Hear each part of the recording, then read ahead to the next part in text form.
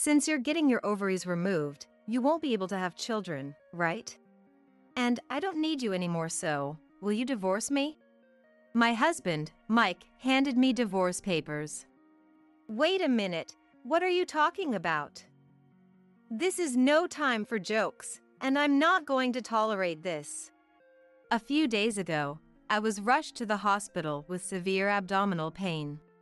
The tests showed a possibility of ovarian cancer, and I was scheduled for surgery the next day. I'm not joking.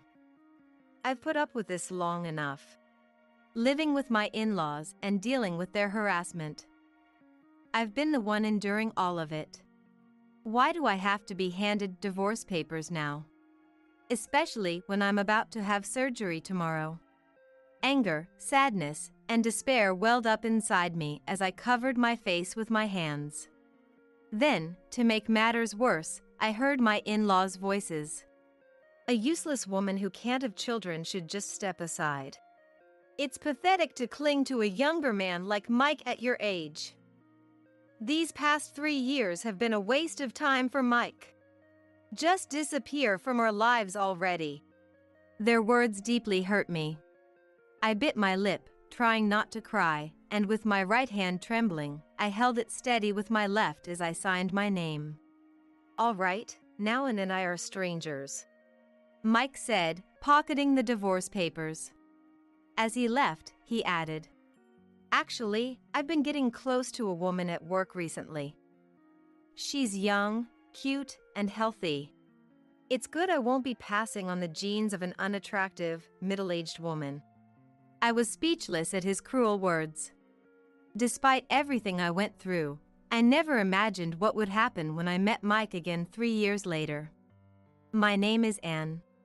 I married Mike, who is 2 years younger than me, 2 years ago. I met Mike at work when I was 38, and his passionate pursuit led to our marriage. I had already given up on getting married, so at first, I firmly refused Mike's advances. There are plenty of younger women out there for you. I like independent, mature women like you, Ann. I'm 38, so I might not be able to have kids. I don't want kids. I want to be with you, Ann. Mike insisted that no one else would do, and I finally agreed to marry him under one condition. Just promise me one thing. I'm not obsessed with having kids at this age. Let's not try to force it. Mike agreed, and we got married. Mike, who had always lived with his parents, insisted on continuing to live with them after we got married. I'm their only son, and I think I'll need to take care of them someday. Can we live with them from the start? Living with others at my age was a bit daunting, but since Mike was willing to marry me. Thinking this way, I agreed to live with Mike's parents, Bob and Nancy. However, I quickly realized this decision was a mistake. And I'd like you to handle the shopping, cooking, dishwashing, taking out the trash, and cleaning the shower room. Why should I be the only one doing all this work when there are 4 adults living here? I couldn't voice my concerns, but from the beginning, I felt distrustful of them. They seemed to see me as their housekeeper. And I want to have pot au feu tonight. And the entrance is getting dirty, please clean it. And could you iron my shirt? What kind of life had they been leading before I arrived? Since the house wasn't particularly dirty when I moved in, someone must have been doing the chores. This realization made me even more frustrated. Moreover, Mike's parents were eagerly anticipating their first grandchild now that their only son was married. You're almost 40, so you should hurry up and start fertility treatments. Well, we actually decided we don't need to have children. What are you talking about? There's no point in getting married if you don't have children. They couldn't accept the idea of not having children and blamed me for it. We decided not to stress too much about having kids because we're not young anymore. Mike remembered our agreement and tried to convince his parents. But they were relentless. No matter how much Mike persuaded them, after a few days, they'd start asking about grandchildren again. One day, Mike came into the room with his face red. Mom told me to get checked at the hospital because it might be my fault that and isn't getting pregnant. Hurt by the implication that his manhood was in question, Mike started taking his frustration out on me. It's not my fault, Mike. You're the one who's upset. Though I didn't say it out loud, my unease grew daily. I'll prove it's N's fault we can't have children. We're going to the hospital. In the end, Mike insisted on this. But I had no intention of undergoing fertility treatments. So I ignored Mike's demand and lied about being busy with work to escape from the house. Mom, listen to this. The only saving grace was that my parents lived near my workplace. Before going home, I would stop by their house and talk about my worries. My parents, Tom and Kate, who were enjoying their retirement, were always there for me. I wondered how they felt seeing their daughter, who had just gotten married in her late 30s, venting about her in-laws and husband. At first, I felt guilty, but they always listened patiently.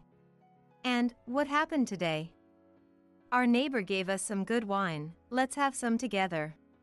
Their casual, light-hearted attitude made it easier for me to vent. Why does everyone equate marriage with children? It's the woman who has to go through all the challenges of pregnancy and childbirth. And then there are the husband's parents, constantly interfering. Everyone's thinking is old-fashioned, especially as they get older. I've been told I have a gentle demeanor. Tom, you've become kinder with age.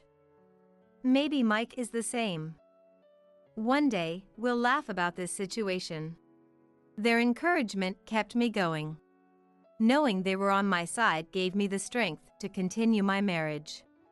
One day, on my way home from work, I suddenly felt a sharp pain in my lower abdomen. What is this pain?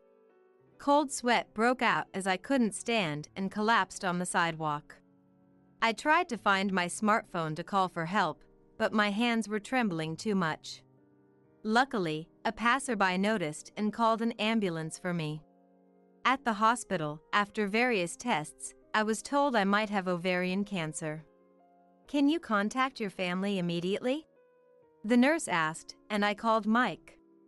It was past 7 p.m., and Mike should have been home, but he didn't answer despite my multiple attempts. I had no choice but to call my mother. I'm coming right away, don't worry, Anne. My mother reassured me and came to the hospital with my father. Seeing my parents, I couldn't hold back my tears. Even at 40, I wasn't strong enough to face cancer alone. My mother gently patted my back. Together with my parents, I listened to the doctor's explanation. The right ovary has a high likelihood of cancer.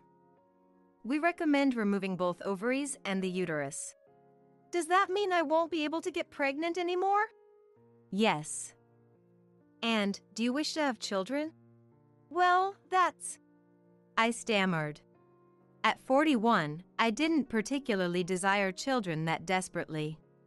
However, in a situation where my in-laws and Mike were so eager for a child, I felt a momentary resistance to making myself incapable of having children. Are there other treatment options if I want to get pregnant? I asked hesitantly. You need to prioritize your own health, Anne. My parents said, looking worried. The doctor looked at me intently and spoke quietly. There are other methods, but whether they're suitable for you will require further testing. I'm sure my parents were surprised that I was considering pregnancy. I was surprised too. Though I couldn't put my feelings into words, there was a profound sense of emptiness at the thought of having both ovaries. And my uterus removed without ever having given birth. Maybe if I didn't give up and tried my best, Mike, Bob, and Nancy might start seeing me in a different light. The thought crossed my mind. I can't completely give up on the idea of pregnancy. Can you leave one ovary? I asked. The doctor looked me in the eye and nodded. I understand, Anne. But depending on the progression, we might still need to remove everything. As a result of our discussion, the surgery to remove the tumor on my right ovary was scheduled for 5 days later. If the cancer was confined to the right ovary, we would monitor the situation with the addition of chemotherapy. If there is any metastasis, you'll need to give up on pregnancy entirely, the doctor said, and I nodded firmly. My parents, thankfully, supported my decision without saying anything, quietly standing by me. My mother visited me daily in the hospital, comforting me as I struggled with my feelings. Have you been able to reach Mike? No, he doesn't answer the phone, and even though I messaged him about my hospitalization, there's no response. I just don't understand Mike. My parents fell silent, realizing how strained my relationship with my husband had become. He's probably busy. Tom and I have plenty of time, so don't worry about anything. I'll bring your favorite grapes later, my mother said brightly, trying to lift my spirits. I was deeply touched by my parents' warmth. I decided to face the surgery for their sake. Then, the day before my surgery, Mike and my in-laws came into the hospital room. I glared at the three of them. Why did you ignore my calls and messages? Mike laughed and replied, Seems like you've been through a lot. Good job.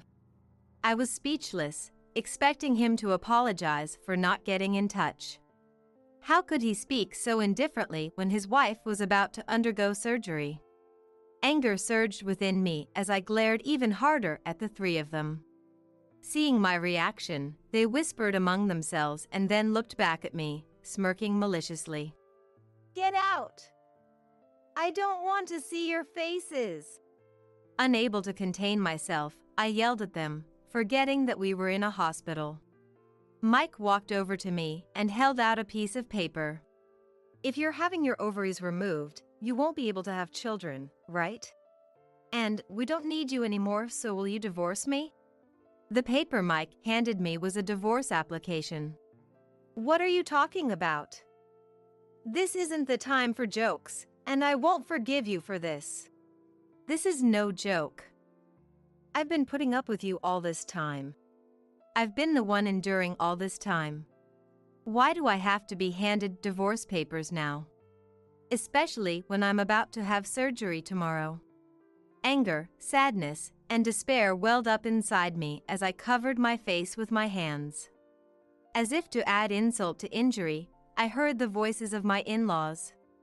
A useless woman who can't bear children should just leave quietly. It's pathetic for a woman her age to cling to a younger husband. These 3 years have been a waste of time for Mike. Just disappear from our sight already. Their words hurt me deeply. I felt foolish for choosing a treatment that preserved the possibility of pregnancy for the sake of these 3 people. How could they say such things? While I was in a daze, Mike placed the divorce application and a pen on the bedside table. All that's left is for you to sign, Anne. I'll even submit it for you, so be grateful, he said, forcing the pen into my right hand. It's not that I was entirely against getting divorced. In fact, the thought of living with my in-laws, enduring their spiteful comments until I could have a child, seemed unbearable. But for the past 3 years, I had endured their tyranny. I endured it because we were family. Yet, they only saw me as a childbearing machine. Not only did they fail to support me during my cancer diagnosis and upcoming surgery, but they also hit me with divorce papers. My resentment towards the 3 of them was overwhelming. I bit my lip, holding back tears, and with my left hand steadying my trembling right hand, I signed my name. Now, Anne and I are strangers, Mike said, pocketing the divorce application. The 3 of them, looking satisfied, left the hospital room. Finally, Mike turned around and said, Actually, there's this woman at work I've been getting close to. She's young, cute, and healthy. And you can't compete with her at all. Oh, I'm glad I didn't pass on the genes of an unattractive, middle-aged woman. When I glared at him, Mike laughed and said, "I'm so glad to be divorcing a middle-aged woman." Then he walked away. The now silent hospital room echoed with my sobs. Mike and his family had made me suffer even more while I was already feeling crushed by the anxiety of my illness. I buried my face in the pillow and cried hard. I don't know how much time had passed. I heard a knock at the door and hastily hid my face under the blanket, pretending to be asleep. "Anne? You're sleeping, aren't you? I bought some grapes. Eat them later, okay?" It was my mother, who usually entered the room without knocking. She quietly came in and placed the grapes on the table. "I'll move all your stuff to our place today. Once you're discharged, you'll have to help with the laundry, okay? Oh, and Tom started cooking too. Look forward to his meals. I'll come back tomorrow morning," she said, gently stroking my head before leaving the room. Without saying anything, my mother seemed to understand everything. Maybe she had overheard the conversation about the divorce outside the room. Feeling the infinite warmth and kindness of my mother, I started crying again. After crying for a while, I felt a bit relieved and lifted my head. I looked at the grapes my mother had brought and said, "Mom, thank you." Eating the grapes, I pictured my parents' smiling faces. I need to get better soon and repay my parents. To put their minds at ease, I will do my best to undergo the surgery. I had made up my mind. The next day, I had the surgery and my right ovary was removed. As expected, it was cancerous, but fortunately, my left ovary was normal. The next step was to undergo chemotherapy to eliminate any remaining cancer cells. The first round of chemotherapy was tough.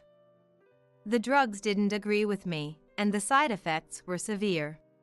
I couldn't eat anything, my hair fell out, and I could feel myself wasting away. But my parents were always there to encourage me. "Last night, there was a meteor shower, your favorite.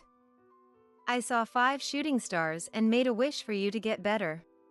I couldn't believe that my father, who had no interest in shooting stars, stayed up late just to watch the sky. I felt the love of my family more than ever. Thanks to them, I was able to stay strong and determined to fight for their sake. My hospital stay lasted 6 months, after which I transitioned to outpatient care. Dust gathers quickly if someone isn't using the place. "I'm glad you're back, Anne," my parents said as they took me back to my childhood home without ever mentioning the divorce. Initially, I couldn't return to work, so I spent some time recovering at home. Supported by my parents, I gradually regained my strength and sense of self. 2 years passed since the surgery. Before my illness, I didn't think much about my daily life, but after experiencing cancer, I became committed to maintaining a healthy and orderly lifestyle. "That was a good walk," I said as I returned home from my usual morning stroll. The mail carrier handed me a Christmas card just as I was about to enter the house. It was a Christmas card with a baby's photo. The sender was Mike. While I was battling my illness, Mike, who had abandoned me, found his happiness and even had a child, fulfilling his parents' wishes. I wondered what he hoped to achieve by informing me of this.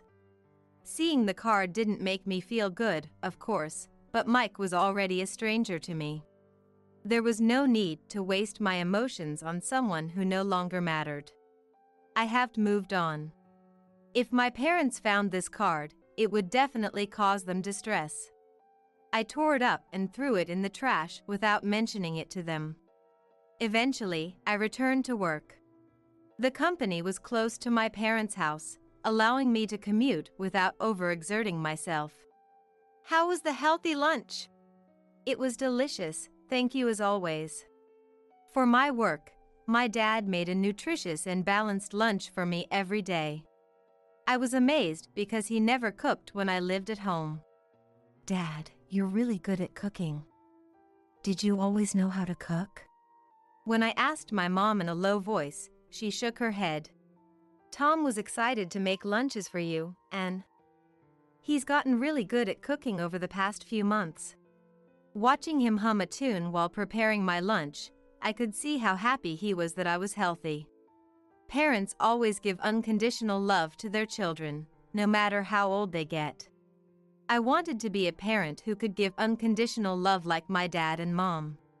Thinking about this made me smile. Even though I had one ovary left, it was unfortunately unnecessary for a single woman like me. But I had to stay healthy for my parents. And one day, I would repay them for their love. I made up my mind again. I was living a healthy and peaceful life, but one day, Mike and his parents suddenly appeared in front of me. They were waiting for me in front of my parents' house as I came back from work. Anne. When Mike saw me, he whispered my name, and the three of them apologized deeply, not caring about the people around. It was my fault. Please give me another chance. What was he saying now? Besides, Mike already had a child.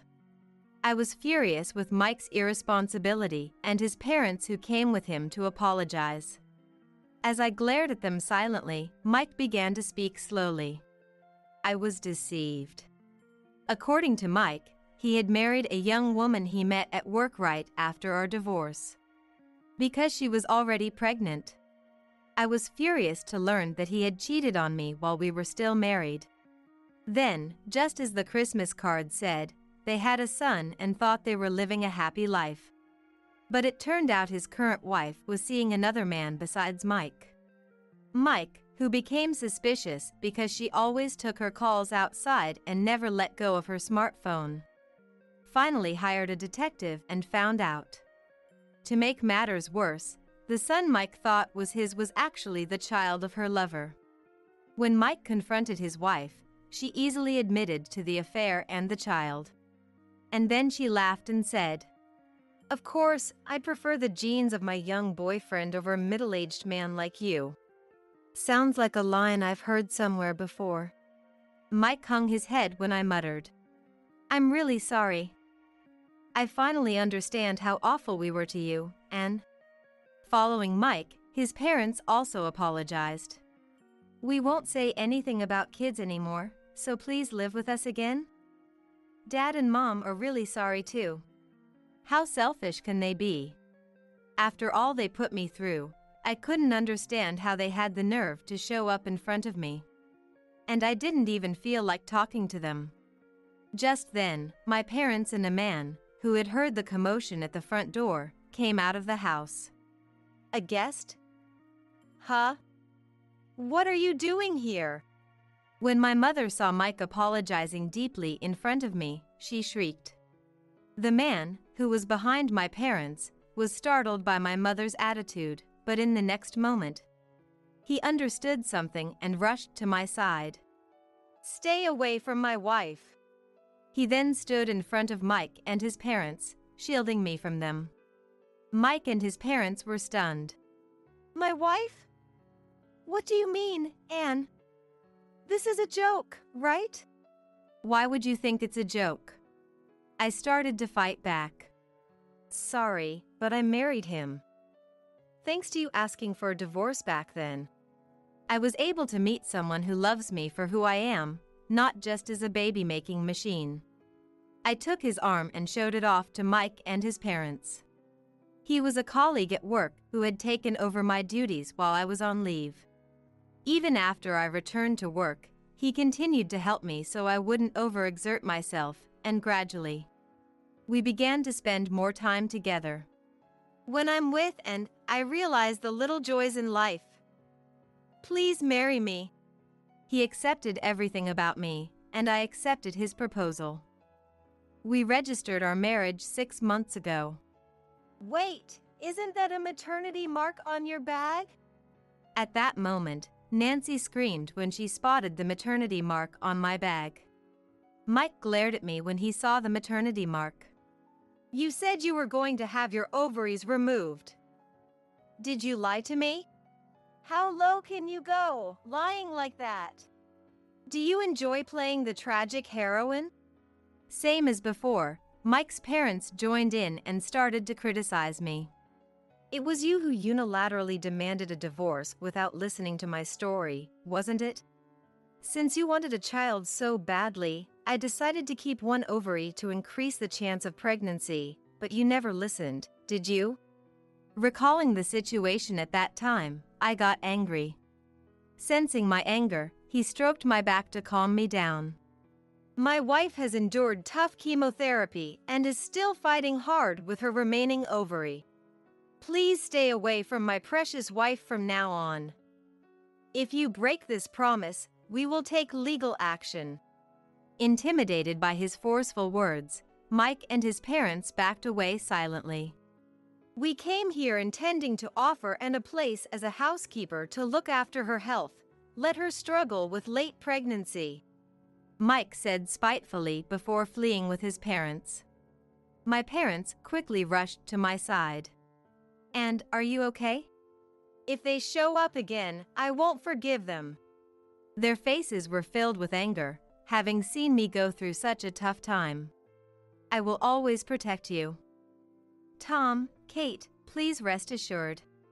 His strong words finally gave both me and my parents a sense of relief. Later, my mother heard from somewhere that Mike had also made his second wife live with his parents, just like he did with me. From Mike's story, it seemed like they were completely deceived by his second wife, but that wasn't the whole truth.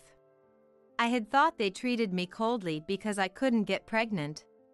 And thus, they were probably kind to his pregnant second wife, but that wasn't the case. They didn't treat her well despite her pregnancy. They made her do household chores and carry heavy loads. Some neighbors, seeing her struggling with a big belly while shopping for groceries for 4 adults, even helped carry her bags out of concern. Of course, it was wrong of her to cheat on Mike and have another man's child. However, Mike and his parents were so harsh that no one could feel any sympathy for them. Marrying 2 women, making them live with his parents and treating them like housekeepers. And then divorcing them in a short period. Such bad rumors about Mike and his parents spread in the neighborhood, making everyone avoid them. Even so, they continued to search desperately for another spouse to take care of them. But whenever Mike brought a woman home, the neighbors would tell her about these rumors. Thanks to this, no more women fell victim to Mike, and the 3 of them now live quietly, being looked at strangely by the neighbors. Was their house a hoarder's den before and lived there? No, it was fairly clean. I think Nancy managed the house well when there wasn't a daughter-in-law around. I see. My mother nodded in agreement. Recently, Nancy's health has been poor, probably due to her age. Mike is apparently taking care of Nancy while working, but the 2 men can't keep up, and the house has started to deteriorate recently. It's their own responsibility. Those 3 blood-related family members will have to manage on their own. They should live the rest of their lives reflecting on how they've treated their spouses. Mom, I'm home. My daughter and husband returned. Welcome back. I've been waiting for you. Let's play. My daughter saw her mother and joyfully ran into her arms. She turned 2 this year. When she was born, my husband and parents cried and thanked me. There were times when I wondered why I chose to keep 1 ovary, and I felt really sorry for my parents who quietly supported my decision. But now, I have no regrets at all. Because I've been blessed with such a wonderful family. After our daughter was born, the 3 of us moved into an apartment near my parents' house. My parents often came over with various excuses, like they made too much food or received extra vegetables from a friend. Even though having another child at my age seems impossible, my parents play with my daughter so much that she never feels lonely. Which is a great help to me. Grandma, you're having dinner with us, right? Sure. And is that okay? Of course. Call Dad over too. Thank you. We have some grapes, so I'll ask Tom to bring them over. Ordinary and warm conversations. Despite the harassment, divorce, and illness I once endured, I now lead a happy life thanks to my parents and my current husband. My life shines even brighter thanks to my daughter, who came into my life just as I had nearly given up on becoming a parent. Who could show unconditional love like my father and mother? Mom, this is for you. My daughter placed an acorn she found in the park into my hand. Thank you. I'll treasure it. I hugged her tightly. I want to continue cherishing these little moments of happiness with my family, who all care for each other deeply. Could you move out of the way? You're in my way. Wait a minute. With that, my stepdaughter Susan kicked me as I was crouched down, cleaning the hallway. I lost my balance and fell on my bottom. This happened every day, and she always chose moments when my husband Matty was away to harass me. Hey, why did you marry my dad? What? You must be in it for the money. He makes quite a bit, doesn't he? That's not true at all. That's definitely not true. I didn't even know what he did for a living or his income until right before we got married. But whatever. It doesn't matter because you'll be out of here soon enough. What are you planning? I heard the front door open and Maddie came home. You're home early today. Yeah, I have another business trip lined up. It'll be for a week. When are you leaving? It's not for a while yet. I felt an unsettling gaze from behind me, making my skin crawl.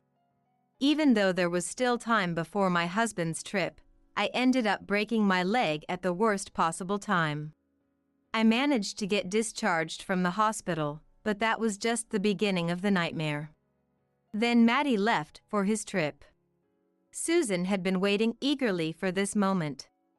I'm going on a trip, so give me some money. What? I don't have any money for you. Don't lie. I know you have it. She opened the third drawer in the closet and started rummaging through it. See? I knew it. I'll take this for my trip. She found the $10,000 I had saved for emergencies. Wait! I was discharged, but I still needed crutches. I managed to stand up and tried to chase after her. She grabbed my crutch and smashed it against the wall until it broke in two. Why would you do that? We don't need a fake like you. Just try not to die or something. And with that, she left me in the second-floor room and went on her trip, leaving me alone. I couldn't take it anymore. A voice inside me whispered, telling me to get revenge. 7 days later, Susan came back and seemed to sense something was wrong as she hurriedly ran up to the second floor. Thus began my revenge. I am Rose, and I'm 45 years old this year. I'm remarried and living with my husband Matty and stepdaughter Susan. When I first got married, I thought we would have a happy life together. I'm sure anyone would have thought the same. Now, I find myself thinking more about when I first met Matty. How did it come to this? We got married a year ago, but before that, we were a shopkeeper and a customer. I had just gotten divorced and honestly had almost no will to live. At that time, I was running a small cafe that I had opened with my ex-husband by myself. Please cheer up. Easier said than done. Matty was a regular at my shop. And I got divorced too, you know. Really? But didn't you say you were working things out? Yeah, but I never thought she was cheating on me. She seemed so nice, though. I vaguely remembered her face because she had come to the shop with him before. With 2 people, no less. I almost collapsed in shock. That's just unbelievable. We comforted each other by sharing our troubles. We seemed to get along well, and soon we started meeting outside the shop. At first, it was just for meals, but then we started going on trips on the weekends. By the way, you have a daughter, right? Is she okay with this? She's in high school now, so she's fine. But still, she's a girl. Oh, that's right. You didn't have any kids, did you, Rose? No, I didn't. I thought it would be rude to pry any further into someone else's family, so I never brought it up. Although there was no explicit confession, we had spent almost a year together, so we were practically a couple. Well, I wasn't too concerned about defining it that strictly. Then, one day. Hey, we've been together for a while now, right? Yeah. And we share similar values, don't we? I mean, I think our ways of thinking are quite alike. That might be true. So, I think we're compatible. I think so too. That's why I believe we should be together more. Wait a minute. What are you trying to say? Will you marry me? Marry you. Is it a no? It's not that. I couldn't answer right away. I couldn't stop thinking about my ex-husband. My divorce was due to emotional and physical abuse. And when he realized I might press charges, he left without a trace, leaving behind the divorce papers. Of course, I didn't think Maddie was capable of anything like that. I want to be with you forever, Rose. I feel at home with you. And I won't ask anything from you. Maddie continued to passionately explain how much I meant to him. I've never been pursued so intensely before. Are you okay? Sorry. I got too excited. Maddie's breathing had become heavy. Seeing him like that, I found it oddly endearing. About my answer, if it's okay with you. Really? That's great. But my worries didn't end there. I had never met Maddie's daughter. That opportunity came soon enough. Let me introduce you properly. This is my daughter, Susan. Nice to meet you. Likewise. I'm Susan. So, Dad has decided to marry this lovely lady, Rose. Is that so? Congratulations. Thanks. Looks like we'll need to move now. The introduction was surprisingly brief. Then, preparations for the move began in earnest. I never asked before, but what do you do for work? Come to think of it, I never mentioned it. I'm an interpreter. An interpreter? I never would have guessed. I know, right? Maddie speaks 5 languages fluently. I might have to travel sometimes, which could be inconvenient. That's fine. Thanks. I appreciate it. The move went smoothly, and our life as a family of 3 began. Susan, who had been quiet at first, started to open up little by little. Rose, Mom, do you mind if I call you that? You don't have to force yourself. Call me whatever feels comfortable. Thank you. So, why did you decide to marry Dad? Because he passionately proposed for hours? Really? Dad did that? From what I heard, Maddie was serious and didn't joke much at home. However, the Maddie I knew was full of humor. As we grew closer, Susan started college. But then, her behavior began to change. Susan, about your father's upcoming business trip. She used to respond normally, but now. Could you please not talk to me? What happened?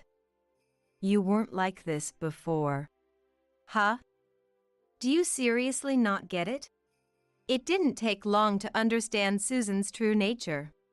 I'm leaving for the trip. I'll be back the day after tomorrow. Got it. Take care. See you. It was the first time Susan and I were alone together. Ever since her sudden change in attitude, I had found it difficult to interact with her. Ever since starting college, things haven't been going smoothly for Susan. I'm not sure why. Susan was the first to confront me. Hey, don't get so full of yourself, okay? I'm not trying to. Oh, really? Anyone can see it from how Dad always talks about you. That doesn't mean I'm getting full of myself. It's your smug attitude that pisses me off. What's your goal? Cozying up to Dad? What are you even talking about? Susan kept complaining nonstop. Listening to her, I realized one thing. She really, really likes Maddie. Are you jealous, maybe? There was a brief moment of silence. What? Jealous of you? Don't be ridiculous, I'm not a kid anymore. At the time, I thought I'd hit the nail on the head. But later, I would regret saying that. Susan locked herself in her room and wouldn't come out. Even knocking on the door didn't get a response. The next day, she said, I'm going out with my friends. Can I have some money? Money? Didn't Dad give you some? It's not enough. Then let's talk about it when you get back. Susan scratched her head and banged on the table. Did you not hear me? I said I'm going out with my friends. Just give me the money already. Knowing she wouldn't give up, I handed her some money. Will this be enough? Only $100? Aren't your store profits good? Can't you give me more? This is all I can give.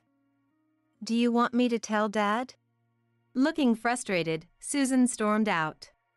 I let out a sigh. How did things get this way? When Maddie returned from his business trip, Susan acted as if nothing had happened. How was it with you two? This was your first time alone, right? As I tried to answer, Susan interrupted. It was fine. We got along well, didn't we, Mom? She flashed me a bright smile. Yes, that's right. Good. I was a bit worried, but it sounds like everything went well. Dad, you worry too much. Oh, by the way, Rose, I got you a souvenir. A souvenir? Yes, here it is. It was a bottle of the limited edition essential oil I had wanted. Thank you. Isn't this a limited edition? I just happened to find it. At that moment, I felt Susan's angry stare. Maybe she was boiling with rage inside. What about Susan? Did you get her anything? Oh, right. I almost forgot. Here you go, Susan. The bag was noticeably bigger than mine. Susan's eyes sparkled as she saw it. Thanks, Dad. But when she looked inside, her eyes went dull. Didn't you say you liked it before? That's why I got it. Thanks. I'm happy. Her words didn't match her expression. Sorry, I'm pretty tired. I'm going to bed. Okay. Good night. As soon as Maddie went to the bedroom, Susan threw her gift on the floor. What are you doing? Why did you get something expensive, and I got this childish stuffed toy? Susan's gift was a large stuffed toy of a popular character among young people. Why don't we switch? What? Just give it to me. Stop it. Susan tried to snatch the bottle of essential oil from my hand. Dad's going to wake up. Then just give it to me. We wrestled for a while, but I couldn't match the strength of a teenager. The bottle slipped from my hand and fell to the floor. Being fragile, it shattered, spilling the oil. This is your fault for not giving it to me sooner. Susan shifted all the blame onto me and retreated to her room. I gathered the shattered pieces of the fallen bottle. Thankfully, I managed to save a small amount of the oil and carefully placed it back into the box. I could smell the lavender filling the living room. This wasn't how I wanted to experience its scent. I kept scrubbing the floor over and over again. The next morning, Maddie noticed the scent too. Did you use it already? Yeah, but maybe I used too much. No, I think it's fine. I like the smell too. Then Susan walked into the living room. Good morning, Susan. How do you like the scent? It's nice. Do you have classes today? Yeah, I do. Are you enjoying your classes? They're okay, I guess. Although she looked annoyed when she woke up, Susan started to smile while talking with Maddie. Soon it became time to go to the store. I should get going. Right, it's that time already. I'll come with you. Just give me a moment. Susan started to get irritated because their conversation was interrupted. Her frustration was directed at me. I could sense it even without looking at her face.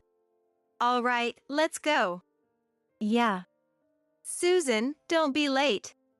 We arrived at the store and immediately began preparations. Thankfully, we had a lot of customers today. This was all thanks to Maddie's advice and financial support.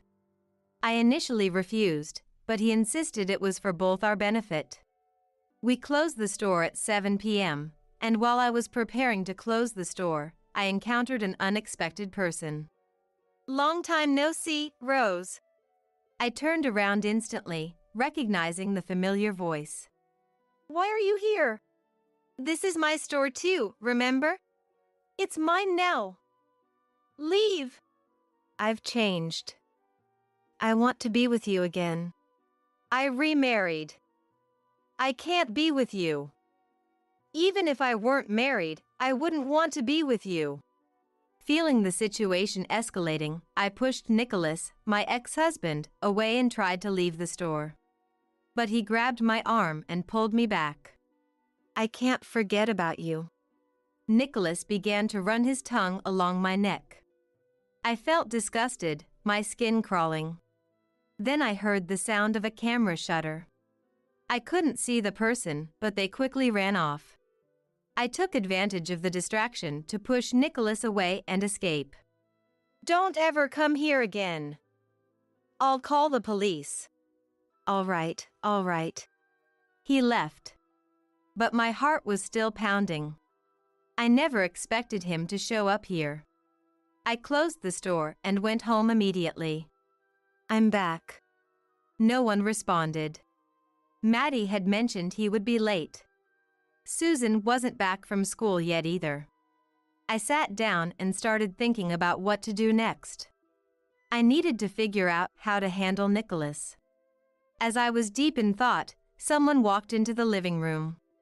I looked up and saw Susan standing there. A slight smile on her face. Susan. Can't believe you were doing that behind Dad's back. What do you mean? It's too late to deny it now. Susan showed me her phone screen. It was a photo from when Nicholas was bothering me at the store. So that shadow was you, Susan. This is solid proof of your affair. If I show this to Dad, you're done. You're misunderstanding something. Making excuses now? It's not an excuse. The man in the photo isn't a lover. Then who is he? Explain it. That man is. I could hear your voices outside. What's going on? Just then, Maddie came back home. Hey, listen to this. This unfaithful woman was cheating at the store. Cheating? Look at this. She showed Maddie the photo too. See?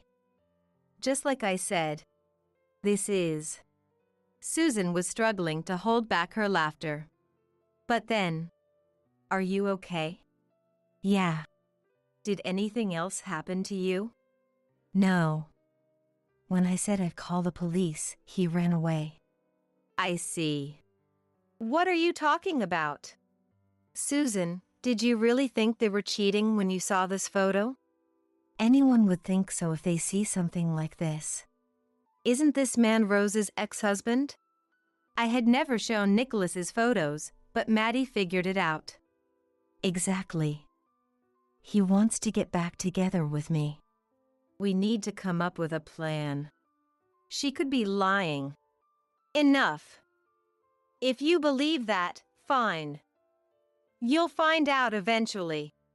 Later, we consulted the police, who agreed to keep an eye on the store. Susan's photos came in handy at this time. Additionally, we found out that Nicholas was already wanted for fraud. Since that incident, Susan had calmed down. Susan also seemed to change and started being kind to me.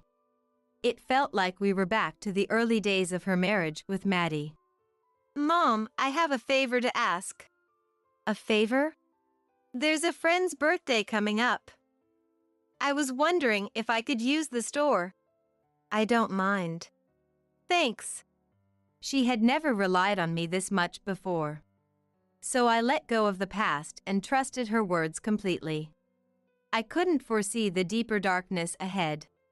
Susan continued to speak kindly to me, asking about the store, my relationship with Maddie, and things she had never asked before. When this continued daily, even I started feeling suspicious. And then, the day arrived.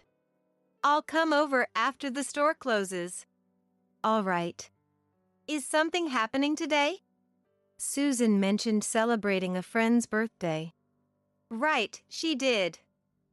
Just don't overdo it. I won't. I closed the store and waited for Susan and her friends. Susan arrived with 5 people. But everyone except Susan were men. I prepared the drinks they brought, and the party started. Mom, have a drink. It's a special day. I'm fine. I'm not a strong drinker. I had only sipped alcohol occasionally before. I refused, but they insisted, so I drank a glass of beer. It had been years since I last drank, and I felt dizzy for a moment. Come on, it's a celebration. Drink more. I lost count of how many drinks I had and found myself sitting on the couch. Susan was saying something, but I couldn't make it out. Then, I felt my clothes being removed. My vision slowly cleared. What are you doing? The source of the discomfort was my clothes being taken off. They were now trying to remove my skirt. I tried to escape, but I was held down. Susan! Stop this right now. Why? Was it all a lie? Of course. By the way, these guys are interested in people like you. They came right away when I posted online. And the friends you mentioned? All lies. I don't even know their names. I struggled, but they were too strong. They took off my skirt, leaving me in my underwear. Look this way. We're recording this. Do you think you can get away with this? Oh, right. With the sound, it would definitely be discovered, so I'll have to erase it later. Why are you doing this? I'm going to show this to Dad. To get him to divorce you. We don't need you around here. You're too loud. Maybe I should just shut you up. Stop it now. You're really annoying. Just do whatever you want with her. In the end, I was stripped naked and assaulted by the men. From that point, I have no memory. When I came to, the store was empty, and all I felt was a wave of nausea. I quickly put my clothes back on and headed home. You're late. Where's Susan? She's already back. I see. I took a shower, trying to wash away the feeling of those men. There was no way I could tell anyone about this. This was exactly what Susan had planned. After that, I had no choice but to accept whatever Susan did to me. You're in the way. Can you move? Wait a minute. Susan then kicked me as I was crouched down, cleaning the hallway. I lost my balance and fell on my backside. Hey! Why did you marry Dad? What? It was for the money, right? He's pretty well off. That's not true. That's definitely not true. Until we got married, I didn't even know what Maddie's job was or how much he made. But I guess it doesn't matter. You'll be leaving soon anyway. What are you planning? I heard the front door open. Maddie had come home. You're home early today? Yeah, another business trip came up. I'll be gone for a week. When do you leave? Not for a while yet. I felt a nasty gaze on my back, sending chills down my spine. Then I ended up breaking my bones. This was Susan's doing. She had pushed me from behind as I was going down the stairs at home. I tumbled all the way down, and when I looked up, there was Susan, smiling like she was possessed by a demon. I'll call an ambulance for you. But you have to say you fell by yourself. I was taken by ambulance and had to undergo surgery. My left leg was fixed with bolts, and my right ankle was also broken, making it impossible to walk. Are you okay? Don't push yourself too hard. Thank you. I heard you fell down the stairs. That's right. Susan was watching me from behind Maddie. Yeah, I was really stupid. Just take your time to heal. Susan would sometimes visit, pretending to check on me, but she was only there to mock me. How are you feeling? About the same. Just make sure you rest. Not that you can do much while you're unable to walk. I recovered enough to manage walking with crutches. But even after leaving the hospital, I couldn't feel at ease. Soon enough, the day came for Maddie to go on his business trip. I'm sorry to leave you when you're having a hard time, Rose. It's your job. You can't help it. Susan, make sure you help her out. Sure, leave it to me. Maddie left for his trip. Susan had been waiting for this moment. As soon as Maddie was gone. I'm going on a trip. Give me some money. What? I don't have any money for that. Don't lie. I know you do. She opened the third drawer in the closet and rummaged through it. See? I knew it. I'll take this as my travel fund. Susan had found the $10,000 I had saved for emergencies. Wait. How did you know about that? Like I'd tell you. Did you go through my stuff? Who knows? Judging by her expression, it was true. She must have left it there to crush my hopes right in front of me. I managed to stand up and tried to follow Susan. Hurry up and hand it over. She grabbed my crutch, smashing it against the wall repeatedly until it broke in half. What are you doing? No one needs someone fake like you. Just try not to die. With that, she left me alone in the upstairs room. Susan left for a trip, and I was left all alone. I couldn't stand it anymore. A voice inside me whispered for revenge. Without a crutch, it's tough, but I can still stand. I thought about contacting Maddie, but Susan had taken my phone, so I had no way to reach out. However, I wasn't about to give up here. I managed to get downstairs, using an umbrella as a makeshift cane, and asked for help from the neighbors. I borrowed a phone and contacted Maddie. What? Is this true? It might be hard to believe, but yes. I'm coming home right away. Just hold on a bit longer. Maddie returned quickly. What happened? I explained everything Susan had done to me since our marriage.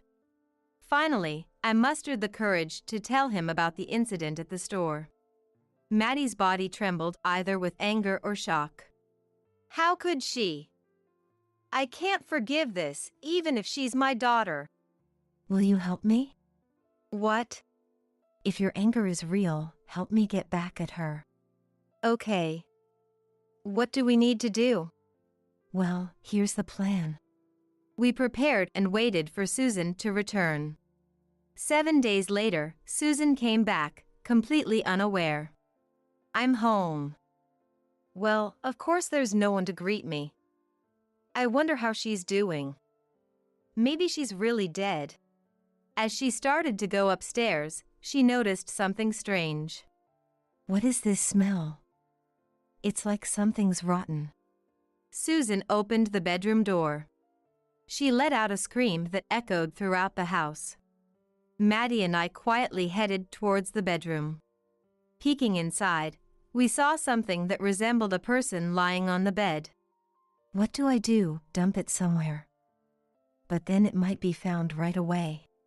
Hearing this, Maddie burst into the room. What are you doing there? Dad? Why are you here? Weren't you on a business trip? I got a call that you were up to no good. Huh? But... Susan looked at the bed. She genuinely thought I was dead. I'm right here. How are you alive? Then what's this? Oh, that's something Maddie and I set up. But I can't believe you were thinking of dumping it. How far gone are you? While looking for something that resembled a person, we found a love doll. It was quite expensive, but we didn't care about the cost. Is this what happens when you still can't become independent from your parent until your age? Well then, I'll expose the video. Go ahead. Susan took out her phone and showed Maddie the video. But Maddie showed no reaction. So what? Isn't this too much? This should show how crazy she is. You should divorce her. You're the crazy one. I know everything. How? Did she tell you? Yes, and the store has security cameras. Everything was recorded. Everything you instructed them to do. No way! Susan had no escape now. What you did is a crime. Those men too. You've really messed up. I'm tempted to give you the punishment you deserve myself. When Susan saw Maddie's face, she collapsed to the floor, as if her legs had given out.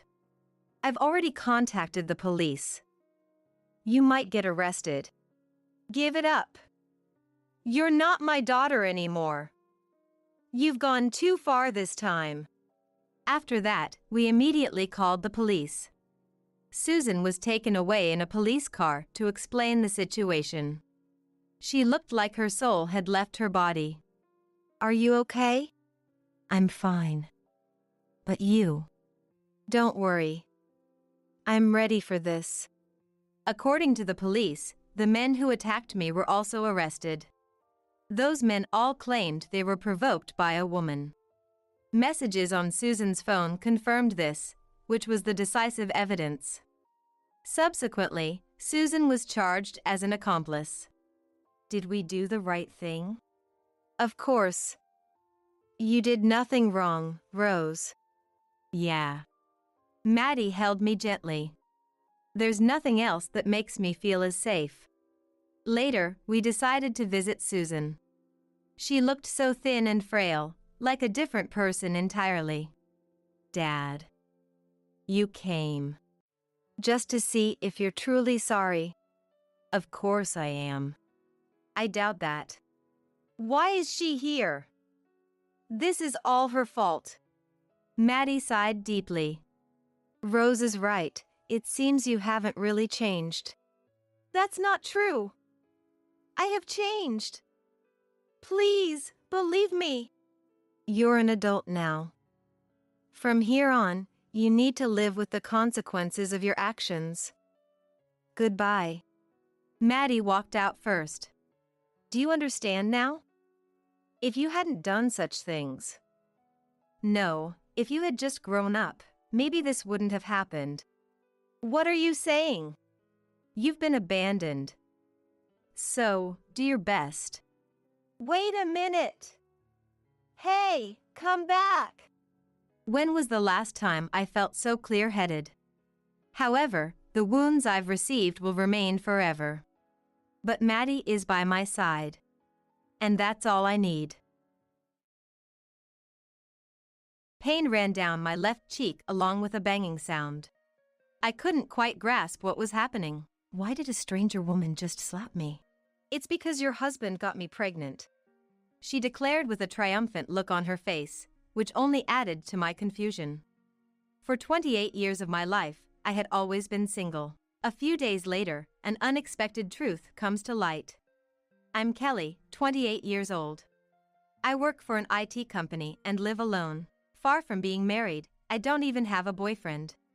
Lately, my parents press, "Quick, I want to see my grandchildren." But I'm troubled with it. Right now, I find my job really fulfilling. Therefore, I don't feel any rush to get married, and I believe that as long as I'm leading a fulfilling life, that's what matters most. However, recently, apart from the excessive expectations of my parents, I have another concern, or rather, a troubling situation. It feels like I'm being followed by someone. It might sound exaggerated to call it stalking, but every few days, I feel someone watching me intently. It started 2 months ago. After work, I took the bus to my nearest station. As I walked from the station to my house, I constantly felt someone's presence behind me. I felt a strong gaze and turned around, but no one was there. Yet, the sound of footsteps continued from behind, and no matter when I turned, I couldn't catch sight of anyone. That day, I convinced myself it was just my imagination and forcibly shrugged it off. But the same situation continued 3 or 4 days a week, and I couldn't help but feel it wasn't just my imagination. Who could be following me? And for what purpose? I haven't had any conflicts in my personal relationships. I even tried to recall if I had gotten into any trouble, but nothing came to mind. In fact, aside from work, I hardly interacted with people, so that situation was baffling. Before I knew it, I was feeling more and more afraid every day. My concentration at work even began to decline because of that. Then one day, my colleague Rala, who I usually got along with, approached me. "Hey Kelly, you've been looking down lately, are you okay? Are you feeling unwell?" "No, it's not that, just, you know. You were doing so well at work, but lately, you've been making mistakes, right? Even yesterday, you were pointed out by our boss." "I know. My concentration has been a bit." "What's wrong? It's not like you to be this down." "I'm worried." She looked at me with genuine concern. Feeling too burdened to keep it to myself any longer, I decided to confide in her. "Actually, I've been feeling like someone's been following me recently." "What? You mean like a stalker?" "Well, calling it stalking might be a bit much. But yeah, a few days a week, from the bus station to my house, I feel like I'm being followed." "That's scary. Isn't that dangerous? Knowing where you live and all, you should talk to the police." "But isn't that a bit overreacting?" "Better to do something now than regret it later. You should deal with it as soon as possible." Rala. To think she'd take my seemingly hopeless story so seriously. Maybe I was being naive, but should I really talk to the police? Her earnest expression made it clear she was genuinely concerned about me. After being persuaded repeatedly by her, I decided to visit the police on my way home that day. A few hours later, at the police station on my way from the station to my house, I confided my recent unease to the police. "Lately, I feel like someone's been following me.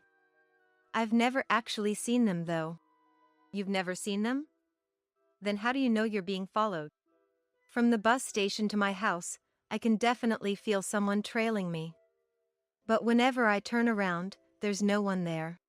"Well, without knowing the person's description, there's not much we can do." "I know, but I really feel someone's presence." "If anything else happens, please come back. We can help more if you see who it is." "Yes, please." I was practically sent home against my will. Frustration and anger at the police for not being able to do anything swirled inside me. Although about 2 months had passed since then, the situation was still the same. I still felt followed several days a week on my way home from the station. I'd never caught a glimpse of the person, but there was one thing I'd noticed newly. The person following me was a woman. Until then, I hadn't paid much attention to the sound of footsteps, probably just regular sneakers. Yet, a few days before, I had heard the sound of heels. And that day, again, I heard the sound of heels behind me. As usual, I turned around, no one was there. But someone was definitely following me. The fact that wearing heels meant it was a woman. So, I tried to think again if there was any issue in my social circle. No matter how much I thought, nothing came to mind. Work was going smoothly, and I was not having conflicts with other employees. I didn't have a romantic partner, so there was no chance of being entangled in love troubles. I had not done anything that would warrant resentment. Could it be a woman who cares about me? No, that's unlikely for someone like me. So for what? There's no reason for someone to follow me. With these uneasy thoughts, time just kept passing. About a month later, I finally came face to face with her. As usual, I was walking from the station, and sure enough, I heard the sound of heels behind me. Again, I thought. I quickened my pace. Then I heard a dull sound from behind. What was that sound? I instinctively turned around and saw a woman lying on the ground. It seemed she stumbled over a curb and fell. She grimaced as she slowly got up. I immediately rushed over to her, the woman who was presumably my stalker, and spoke to her. Your knee is bleeding. Are you okay? You're the one who's been following me, right? Do you need something from me? Firstly, who are you? Just as I was about to say that, she stood up. Without saying anything, she ran back the way she came. What's going on? She's been following me, but ignores me when I talk to her. If she had something to say, she should just say it. The woman, who appeared to be a few years younger than me, was undoubtedly the person who had been following me. But I didn't recognize her face, nor did I know her name. All I could tell was that she was a petite, younger woman. Why was she following me? Why wouldn't she answer when I asked her what she wanted? Who on earth was she? The reality was far from what I had imagined, leaving me somewhat deflated. The fear I had felt until then had almost vanished, leaving only questions. A few days later, as the identity of my stalker became clearer, my wariness faded. Knowing the stalker was a petite woman somehow made me feel less threatened. That day, I was aware of footsteps behind me as usual, but I didn't think much of it and continued on my way home. However, I felt the footsteps quicken, unlike usual. What? They seem faster than before. Am I going to be caught up? A trickle of sweat ran down my back. Before I knew it, I was walking faster, but her pace didn't slow down. If I sped up, the steps would quicken in response. I was sure it would catch up if that continued. So, I decided to stop abruptly. Confirming that the footsteps also stopped, I turned around forcefully. There was no one there. But on closer inspection, I could see white heels peeking out from behind a pole. I slowly approached and saw the same woman, who had silently left before. I stood in front of her, legs slightly apart, and looked straight into her eyes as I confronted her. What's your purpose? Following me around like this every day? Silent again? You wouldn't be following me for no reason, right? Enough already. What do you want? If you keep ignoring me, I'll take you straight to the police. It was then, as I said so forcefully, that I felt a sharp pain on my left cheek. I couldn't comprehend what was happening. What? Did I just get slapped? The pain in my slapped cheek intensified. Holding my cheek, I muttered, "That hurts." And then I heard a scoff. When I instinctively looked up, there she was, smirking maliciously. With that unpleasant smile, she said, "Because your husband got me pregnant." What? What did you just say? Didn't you hear? I said I'm pregnant with your husband's child. My husband's child. Did you just say that? Yeah. How does it feel to have your husband taken by me? Confusion clouded my mind. I didn't have a husband. First of all, I was not even married. Trying to clear the misunderstanding, I blurted out, "No, wait. You must be mistaken." But as soon as I said that, a dull pain struck my right cheek. Of course, it was her. She had slapped my cheek with the opposite hand that time. That moment, the anger I had been holding back exploded. I had tried to keep things calm, assuming she was a stranger, but then I had reached my limit. I glared at her and said firmly, "What are you doing? How dare you slap someone out of the blue? What kind of person are you? Oh, scary. Are you that upset because a young and pretty lady stole your husband? Stop talking nonsense. I told you, you've got the wrong person." Stop joking. Anyway, can you just get a divorce? There's a baby from your husband in my belly, you know. Ignoring my words entirely, she kept pushing her narrative. My irritation peaked, and I stated the plain truth. I'm not married, you know. Huh?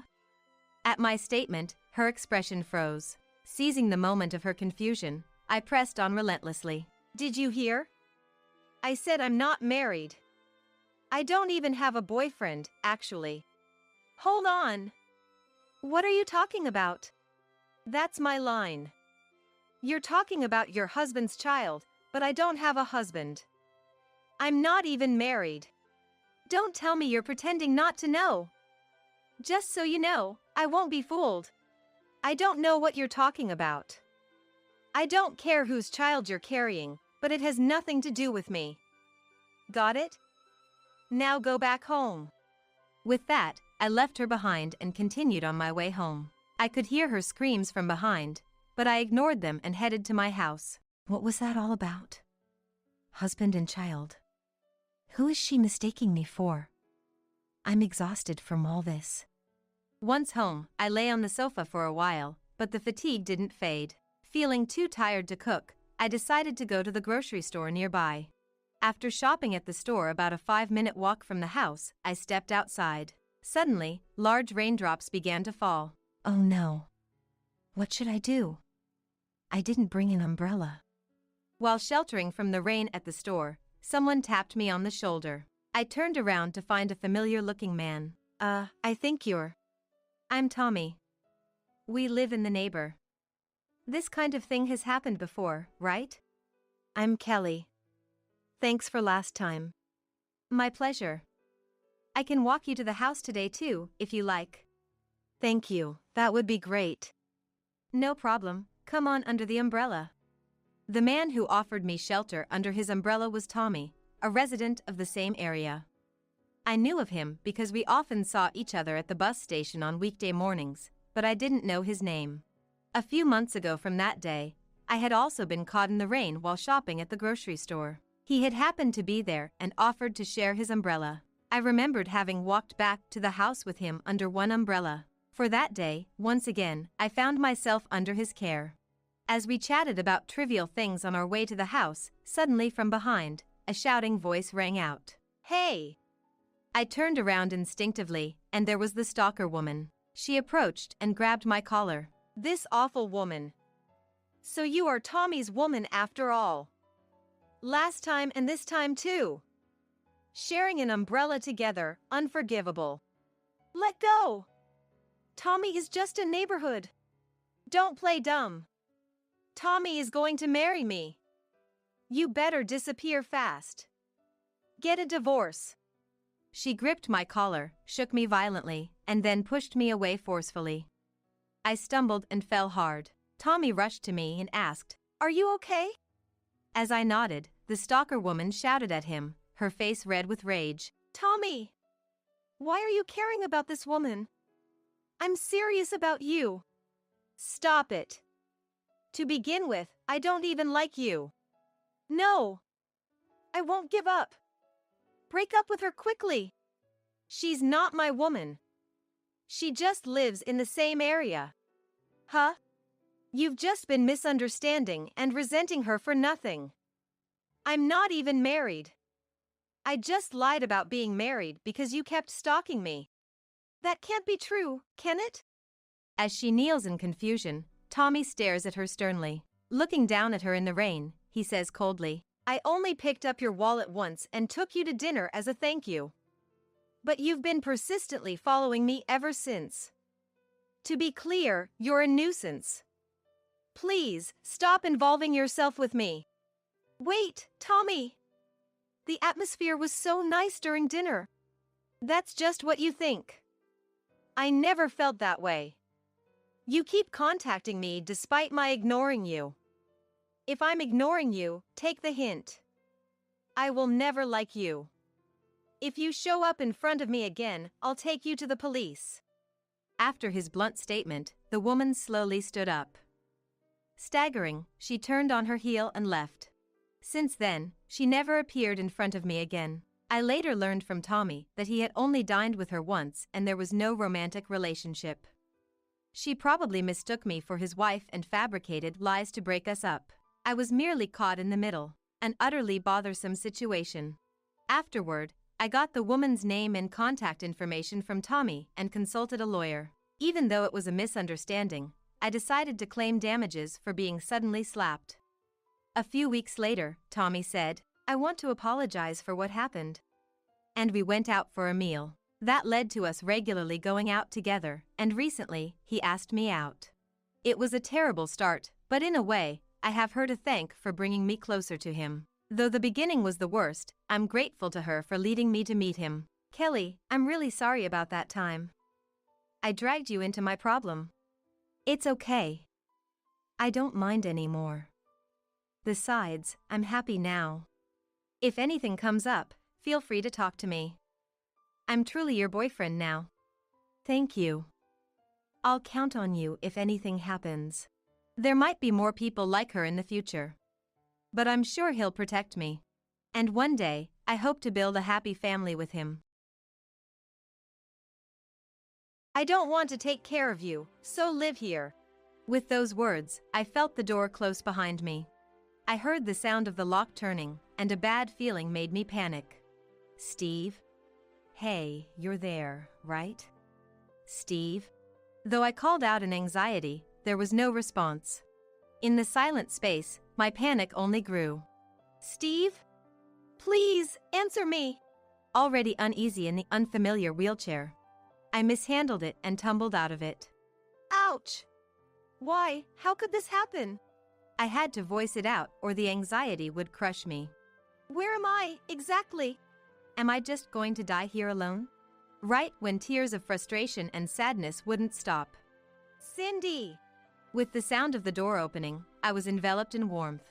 3 days later, a TV show was featuring a certain store. Listening to show. Hey! Explain yourself. The door burst open, and the voice of the person I hated most in the world resounded. I am Cindy, a 32-year-old who works hard every day at a major company. Since I was young, I had a dream. Captivated by it on TV as a child, I became obsessed. Since then, I've studied hard to achieve that dream, and now I'm working hard every day to save up. Working hard is good, but don't overdo it, okay? Thanks. But working towards my dream is really fun. I guess so. I love seeing you so happy, too.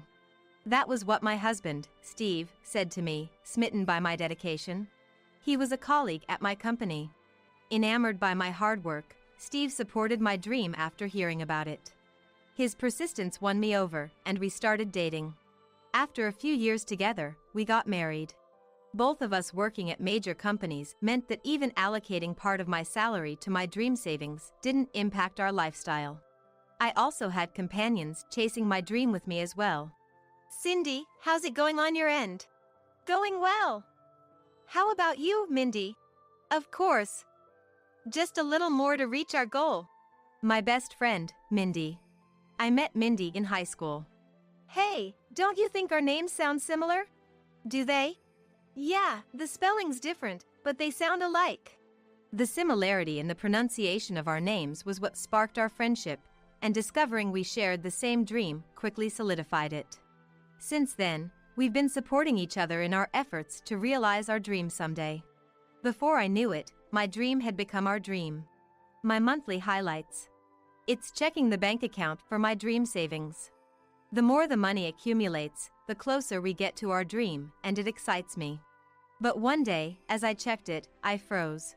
Somehow, about $5,000 had been withdrawn from the dream savings. Only 2 people knew about this bank account. Steve and Mindy. Of them, only Steve knew where the debit card was. I went straight home and confronted Steve, who was relaxing. Hey! Did you withdraw from my dream savings without asking? Just borrowed it. Borrowed? You know how hard I've been saving for this, right? Shut up. I'll pay it back eventually. Steve's unapologetic attitude nearly made my head explode with anger. Besides, isn't it ridiculous for a woman over 30 to chase dreams? What? Lately, Steve has been mocking my dream like this. Bringing up my age, saying if I have time to chase dreams, I should contribute to making myself look younger. Steve, you used to support me. And it doesn't give you the right to use my money however you want. Money is shared between husband and wife, so it should be fine. That account has money I saved since before we were married. Where did you put my debit card? I somehow managed to get the debit card back from Steve. Now, I have to hide this debit card somewhere it can't be found. Stop nagging! With that much in there, it's fine to use a little. Steve's muttering filled my head with rage. I pay for all the living expenses and rent. I don't want to hear complaints from someone who doesn't contribute a penny. There's a big difference in salary between me and Steve. I'm older and started working earlier, but even so, I've managed to keep my performance top-notch. Conversely, Steve's performance has been declining. That's because you were the one who taught me the job. I was your mentor years ago. Whose fault is it for not growing since then? You can't sell youth, so as an older woman, you have to work hard to earn. Lately, we've been fighting like this all the time. Years ago, Steve used to encourage me, saying to keep going. Maybe it started when I turned 30. Around then, he began calling me an old lady and frequently brought up my age. If I tried to argue back, Steve would sulk and ignore me for a while, so I always ended up apologizing to keep the peace. But this time, I didn't feel like apologizing. After a big fight with Steve, I called Mindy. I'm sorry, Mindy.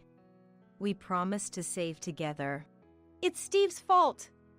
Don't worry about it, Cindy. Mindy forgave me with a laugh, and I apologized again, feeling both grateful and sorry. We were so close to our goal, but now it feels further away because of Steve. I couldn't help but sigh, and it must have been audible over the phone. I could hear Mindy laughing. You know, happiness will run away, you know? Cindy, unlike me, you're married. A little trouble is inevitable. $5,000 is not a little trouble. It was a good decision to have a separate bank account for our savings with Mindy. Really? We'll have to be more careful with Steve from now on. Exactly. Then we moved on to more trivial conversations. At that time, I never imagined such a thing could happen, and I believed our friendship would never break. One day, I was on my way to a sales appointment as usual. While crossing the street and reviewing the contract details in my head, a car ran a red light and headed straight for me. Distracted by my thoughts, I noticed the car too late and felt my body being thrown by the strong impact. I could hear the noise of the surrounding commotion and the car driving away. Unable to move due to pain, I listened and then lost consciousness. Cindy! Cindy! Mindy. Cindy! Are you awake? Wait, I'll call the doctor now. Mindy's voice, sounding close to tears, brought me back to consciousness.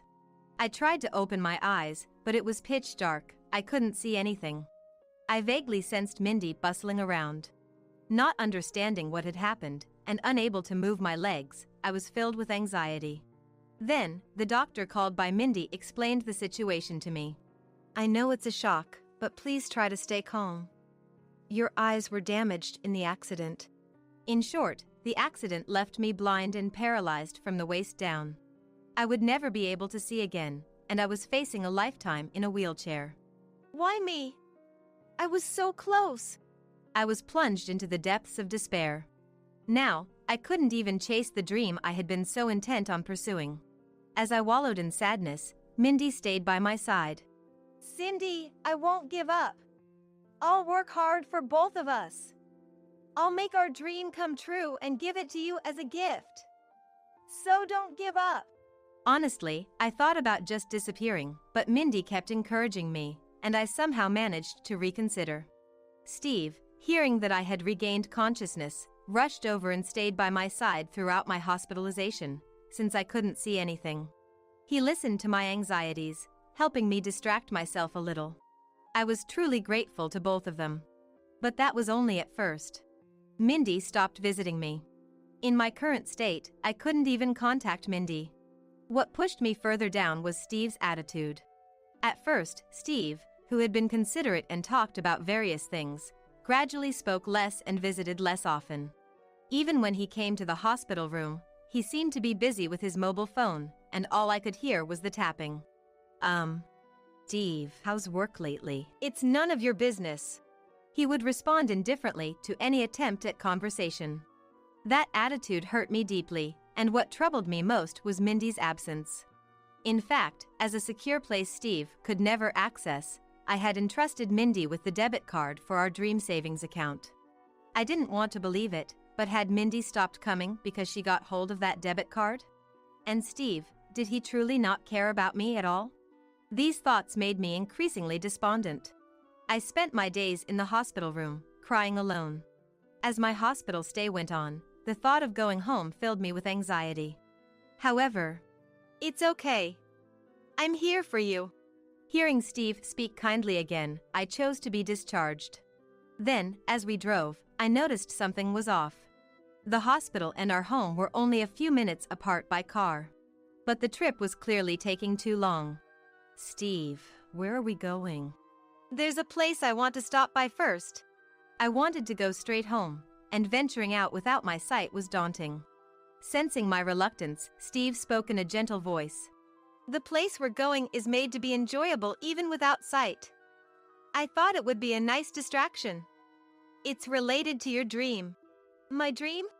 The first thing that came to mind was Mindy. She had said she would work hard for both of us to make our dream come true and give it to me as a gift. I'm sorry to say this, Cindy, but Mindy betrayed you. What? Mindy? How? I asked back, my voice trembling. I found out that Mindy disappeared after getting hold of your debit card. I've been searching to get it back, but it's been difficult. That's why I've been distant in the hospital room. I'm really sorry. According to Steve, his curt behavior was because he was searching for Mindy without telling me. His fiddling with the mobile phone was him reaching out to acquaintances for any sightings. At that moment, I was too shocked to believe Mindy could betray us, and my mind went blank. I didn't notice the odd feeling I would have caught under normal circumstances. But we finally found her. Let's go together and get back at her. Okay. And I nodded in agreement. After a while, Steve's car continued towards an unknown destination. Could it be okay to come this far? As I was consumed by anxiety. We're here. The car stopped. With Steve's help, I got out of the car and felt being pushed in a wheelchair into some indoor space. Hey, Steve, where is this? It feels like there's no one around. Of course, it's an unused vacant house. Steve's presence and voice faded away. I tried to reach out for Steve, but couldn't grasp anything. Suddenly, I was overwhelmed by fear. Steve? Where are you? Behind me, I heard Steve's laughter. I don't want to take care of you, so live here. With those words, I felt the door close behind me. Then, I heard the sound of the lock turning. A bad feeling made me panic. Steve, hey, you're there, right? Steve! Though I called out in anxiety, there was no response. In the silent space, my panic only grew. Steve, please respond. Already uneasy in the unfamiliar wheelchair, I mishandled it and tumbled out of it. Ouch! Why, how could this? I had to voice it out or the anxiety would crush me. Where am I, exactly? Would I just die here, alone and unaided? Right when tears of frustration and sadness wouldn't stop. Cindy! With the sound of the door opening, I was enveloped in warmth. I'm sorry. I'm so sorry, Cindy. Mindy? Is that you? I could feel the arms hugging me trembling, and my right shoulder getting slightly wet. Mindy was hugging me and crying. Why was she here? What was happening? It's okay now. My questions were drowned out by Mindy's firm voice. And I was taken into Mindy's care. 3 days later, a feature on a certain store could be heard from the TV she had turned on. Listening to it. Hey! Explain yourself. The door burst open, and the voice of the person I hated most in the world resounded. Well, look who decided to show their face. Cindy, are you okay? Yes, of course. I have something I want to say, too. From his voice, Steve seemed to be quite panicked. Mindy and I were there to meet him. Why are you still alive? Because I saved her, obviously. That day, Mindy had arrived at the vacant house ahead of time and waited nearby, hidden, for us to arrive. After confirming Steve had left, she rescued me. Don't mess with me. You said you betrayed Cindy. Indeed, I did betray someone. But not Cindy. The one I betrayed was you, Steve. It turned out, right after the accident, Steve had approached Mindy, trying to start a relationship with her. Despite showing concern for me, he had made advances towards Mindy, causing her to distrust him. He was after the debit card for your dream savings that I was holding on to. And, as it turns out, he was after my savings too. Realizing Steve's scheme, Mindy thought it would be easy to refuse him on the spot, but doing so might have endangered me. Mindy pretended to go along with Steve's plan, acting as if she had betrayed me. What's that supposed to mean? Steve, apparently never suspecting he was being deceived, froze. Mindy had gained his trust by handing over an empty bank account's debit card to Steve after moving her savings to another account. She skillfully prevented Steve from checking the account, a maneuver that made me admire Mindy even more. While Steve was off guard, she bought the vacant house where he left me. If we leave her in that vacant house, she'll never be found. That way, everyone will think she just disappeared, unable to accept her reality. That was how she persuaded Steve. As a result, Steve, without any suspicion, left me in the vacant house and Mindy safely retrieved me. It's good you're simple-minded. Thanks to that, we could establish our dream, the Old Folkhouse Cafe. Yes, our dream was to run an old folkhouse cafe. Mindy had renovated the purchased vacant house and it had just opened yesterday. Until a moment ago, it was being featured live on TV. The broadcast that had been on TV was from that time. Steve must have seen the live broadcast and rushed over. No way, it can't be. Me, deceived? Excuse me. As Steve was in turmoil, a group seemed to enter the cafe. Mindy whispered to me that it was the police, apparently called by her. We need to talk. I didn't do anything. Take this as evidence, please. Thank you for your cooperation. Then, I could hear Steve being loudly taken away by the police. I thought I heard him calling for my help, but I ignored it. He's gone. Yes. The cafe became quiet once Steve was gone.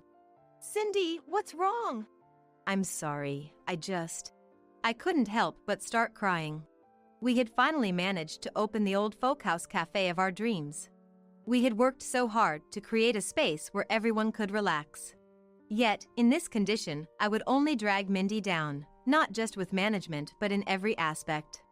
While it might be a novelty now and attract customers, there's no guarantee they will keep coming. Thinking about it, I couldn't stop my tears. There's still hope. Maybe you can still see. I had undergone eye surgery at the time of the accident. Because of that, I was currently wearing an eye patch. However, I was told there was a high likelihood of being blind, or at the very least, having significantly reduced vision. Between my lower body being immobile, the suspicion of Mindy's betrayal, and Steve's behavior, I was mentally too frail to remove the eye patch and had been too scared to take it off. Because of that, I had convinced myself I was blind. I fulfilled the promise and made our dream come true. So, let's go to the hospital together. I nodded to Mindy's words. Then, on a day off, Mindy took me to the hospital.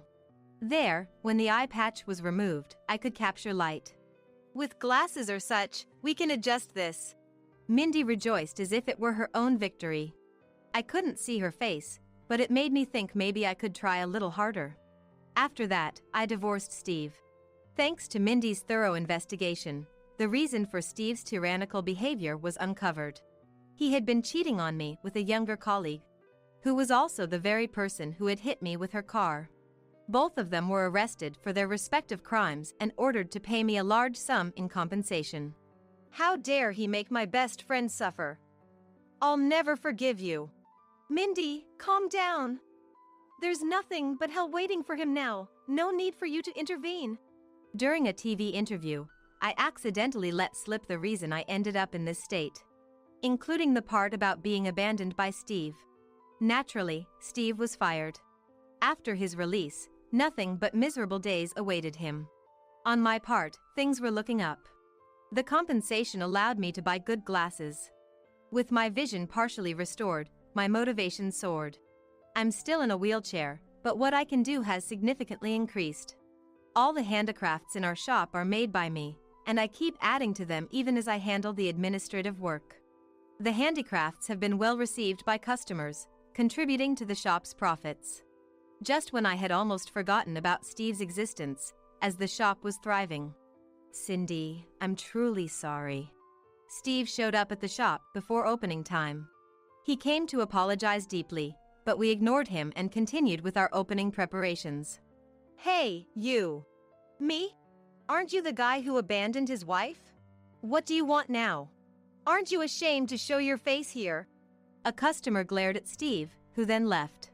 I smiled in gratitude to the customer who had chased him away. Thank you, Chester. Not at all, glad I came early. He's a regular at the shop and was the cameraman when the TV crew came.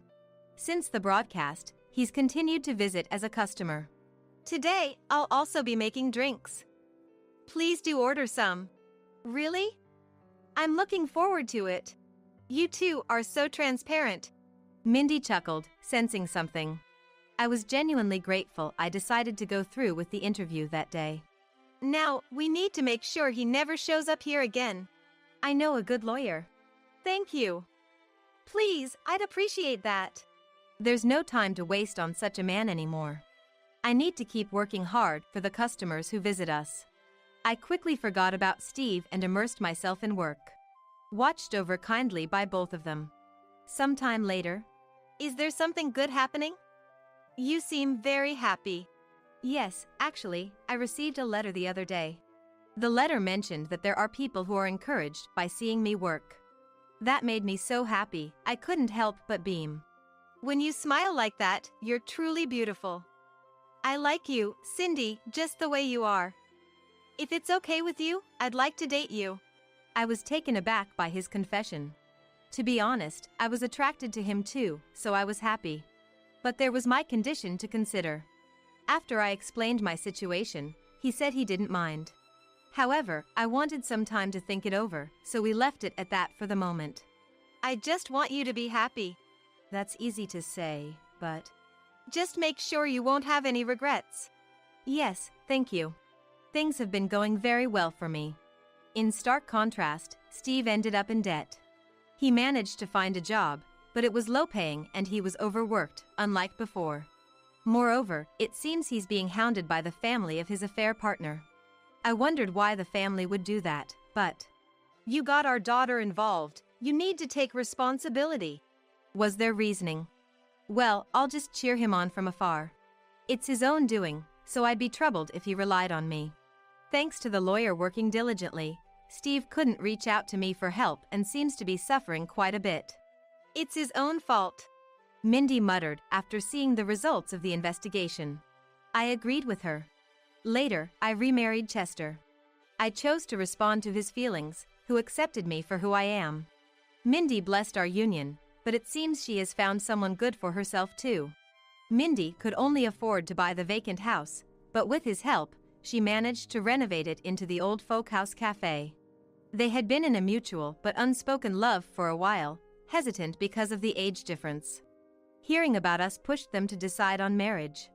It's thanks to you, Cindy. It's me who should be thankful. Without you, I would have given up on life long ago. I'm really glad you were there for me. Will you keep supporting me? Of course. I finally managed to repay you. I tilted my head at her words. I was saved by you back in our school days. Really? Mindy felt isolated during middle school. She took a chance and spoke to me in high school, and we've been close ever since. You didn't ridicule my dreams and aimed for them with me.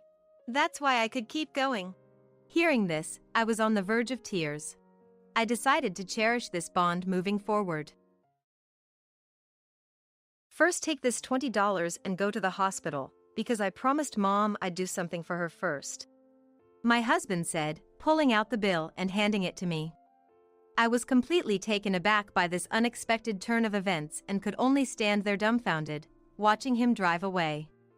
Incredibly, he had chosen to leave his wife, who was in pain from her water breaking, to prioritize taking his mother to her hobby class. Despite the harassment I had suffered from my mother-in-law, Mary, and the tough times she put me through, I had always endured it, thinking of our unborn child. But now it was clear to me. A person who disregards their child like this doesn't deserve to be a parent. I steeled myself to face childbirth alone, enduring the increasing pains. I am Jane. Tom, whom I married right after graduating from college, is 3 years older than me, and we lead a reasonably happy married life. He was a senior at the club I belonged to in college. He seemed to have fallen in love with me at first sight when I joined as a new member, and looking back, I was embarrassingly overwhelmed by his passionate approach. As a young adult, just being a senior made him seem irresistibly cool, and I responded to his approach. We dated smoothly from 3 months after I enrolled until graduation. Even after marriage, Tom was head over heels in love with me, so I never worried about him cheating. He proudly tells his colleagues how happy he is to come home on time every day and eat the meals I cook while they're still warm, so I doubt any woman would purposely approach him. However, Tom has always been particularly kind to women, and naturally, some were drawn to him. But he has always been devoted to me, and I've never been attracted to any other man. However, there's a reason why I initially described our marriage as reasonably happy.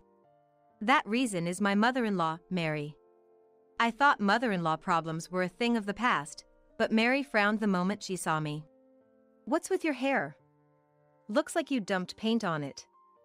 Let me guess, you dyed it in a hurry last night, trying to look innocent? It's embarrassing. Can you leave my son and go home for today? Seriously, you knew we were meeting. You should have taken care of your hair earlier."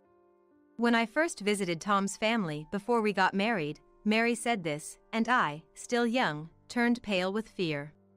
Just as Mary said, I realized the day before that my hair color was too bright, so I dyed it with Tom's help. Feeling embarrassed and frustrated at being seen through, I was down for a while after that. It was my fault for the breach of etiquette, but I wouldn't have been so upset if Mary had been a bit more restrained in her comments. Because of my hair color, I felt like I was being pushed away from Tom and was sent back home alone from my first visit to his family, so Tom called me later. "Mom was just nervous and came off too harsh. She actually likes you, Jane, so don't worry. She's in favor of our marriage and really wants you to visit home again." This time, I was irritated with Tom's carefree talk. He didn't stop Mary from making snide remarks right in front of me, and he even seemed to be defending her. There's no doubt Mary doesn't genuinely want me at her house. Would I be pressured to live with them after marriage and face daily harassment? Surprisingly, when we got married, Mary didn't suggest anything like that. I was relieved, but soon after, Mary began frequently inviting Tom to her home. "Now that you've finally graduated from a far-off university and got a job here, you get married right away. I've been so lonely. Why don't you let Jane rest and stay here for about a week?" Messages like this would arrive for Tom, and I shivered. Showing me the message, Tom asked, "What do you think?" Instead of answering, I called Mary right there. "I'm sorry, but we haven't finished unpacking and the paperwork isn't done yet either. It'll be a while before Tom can relax. I apologize." When I said this, Mary replied with nagging words. "Do the unpacking yourself? Don't always rely on my son." But I just nodded along and ended the call. Mary's offer to let me rest was just a facade. She wanted her dear son by her side. I was annoyed with Mary for lacking consideration, especially as newlyweds, and also upset with Tom for not refusing. According to Tom, Mary has always been like this. Her overprotectiveness worsened after she divorced Tom's father. When Tom decided to go to college, she cried and tried to stop him. Somehow he convinced her and went to college, but they communicated via messages and calls almost every night. Tom trusts his mother, who raised him as a single mom, so they've always had a good relationship. It's fine to be a caring child and mother, but there should be an appropriate distance between adults. And I understand it's not good to interfere with another family's dynamics. He was serious about his job and chores and had a nice personality, so for a while, I tried to come to terms with it. But it wasn't long before I began to question the uncomfortably close relationship between the two of them. One holiday, my usually late-sleeping husband woke up earlier than me and started preparing to go out, so I asked, "Did we have plans to go somewhere today?" "Mom and I are going shopping, Jane." "You can keep sleeping," he replied with an unbelievable answer. Apparently, Mary wanted to buy clothes and asked Tom to come along so she could ask for his opinion. I got angry again at my husband for agreeing without hesitation, but tried to stay calm. "You finally have a day off. Let's do something together." I tried to keep him walking out the door. But he shook his head and replied, "I'd like that, but I already promised Mom, and she seems to be waiting outside already." Shocked by his words, I headed to the entrance in my pajamas. Looking out the window to the garden, I saw Mary's bright red car parked there. Noticing my gaze, Mary turned around and smirked as she got out of the car. "Tom, you're late. Jane's a stay-at-home wife and still asleep at this hour?" Pathetic. "Should I buy you an alarm clock on our way home today?" Mary, with her bright red lipstick matching her car, laughed heartily and affectionately took my husband's hand, leading him to the passenger seat. I was dumbfounded watching their cozy interaction and could only watch as Mary's car sped away cheerfully. After this incident, my husband's behavior started to change gradually. He almost stopped doing the household chores he used to do naturally and began going to his family's house almost every weekend. His attitude towards me also changed, becoming more domineering. "Jane, you're too lazy. When I have a day off, you just sleep with me, right? Can you call that being a housewife? You even stopped putting on makeup at home. That's not good after getting married. Mom is worried about you, too. Why don't you visit her alone once in a while?"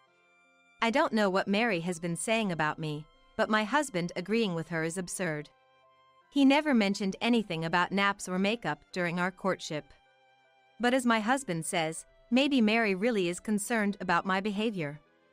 I tried to convince myself of this several times, but knowing how Mary treats my husband like a lover, I can't help but see it as harassment towards me. However, I thought Mary's curse would change once we had a child. I found out I was pregnant shortly after I started having doubts about my husband's behavior. His eyes lit up with joy. And he held my hand, promising to work through it together.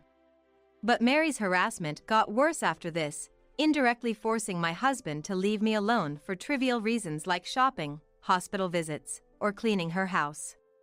I tried explaining to my husband that Mary's actions were malicious towards me, but it backfired. He suddenly snapped with anger. "Mom always talks about you when we meet. She says you should go back to your parents' house or take time for yourself. Getting angry over this will affect the baby in your stomach.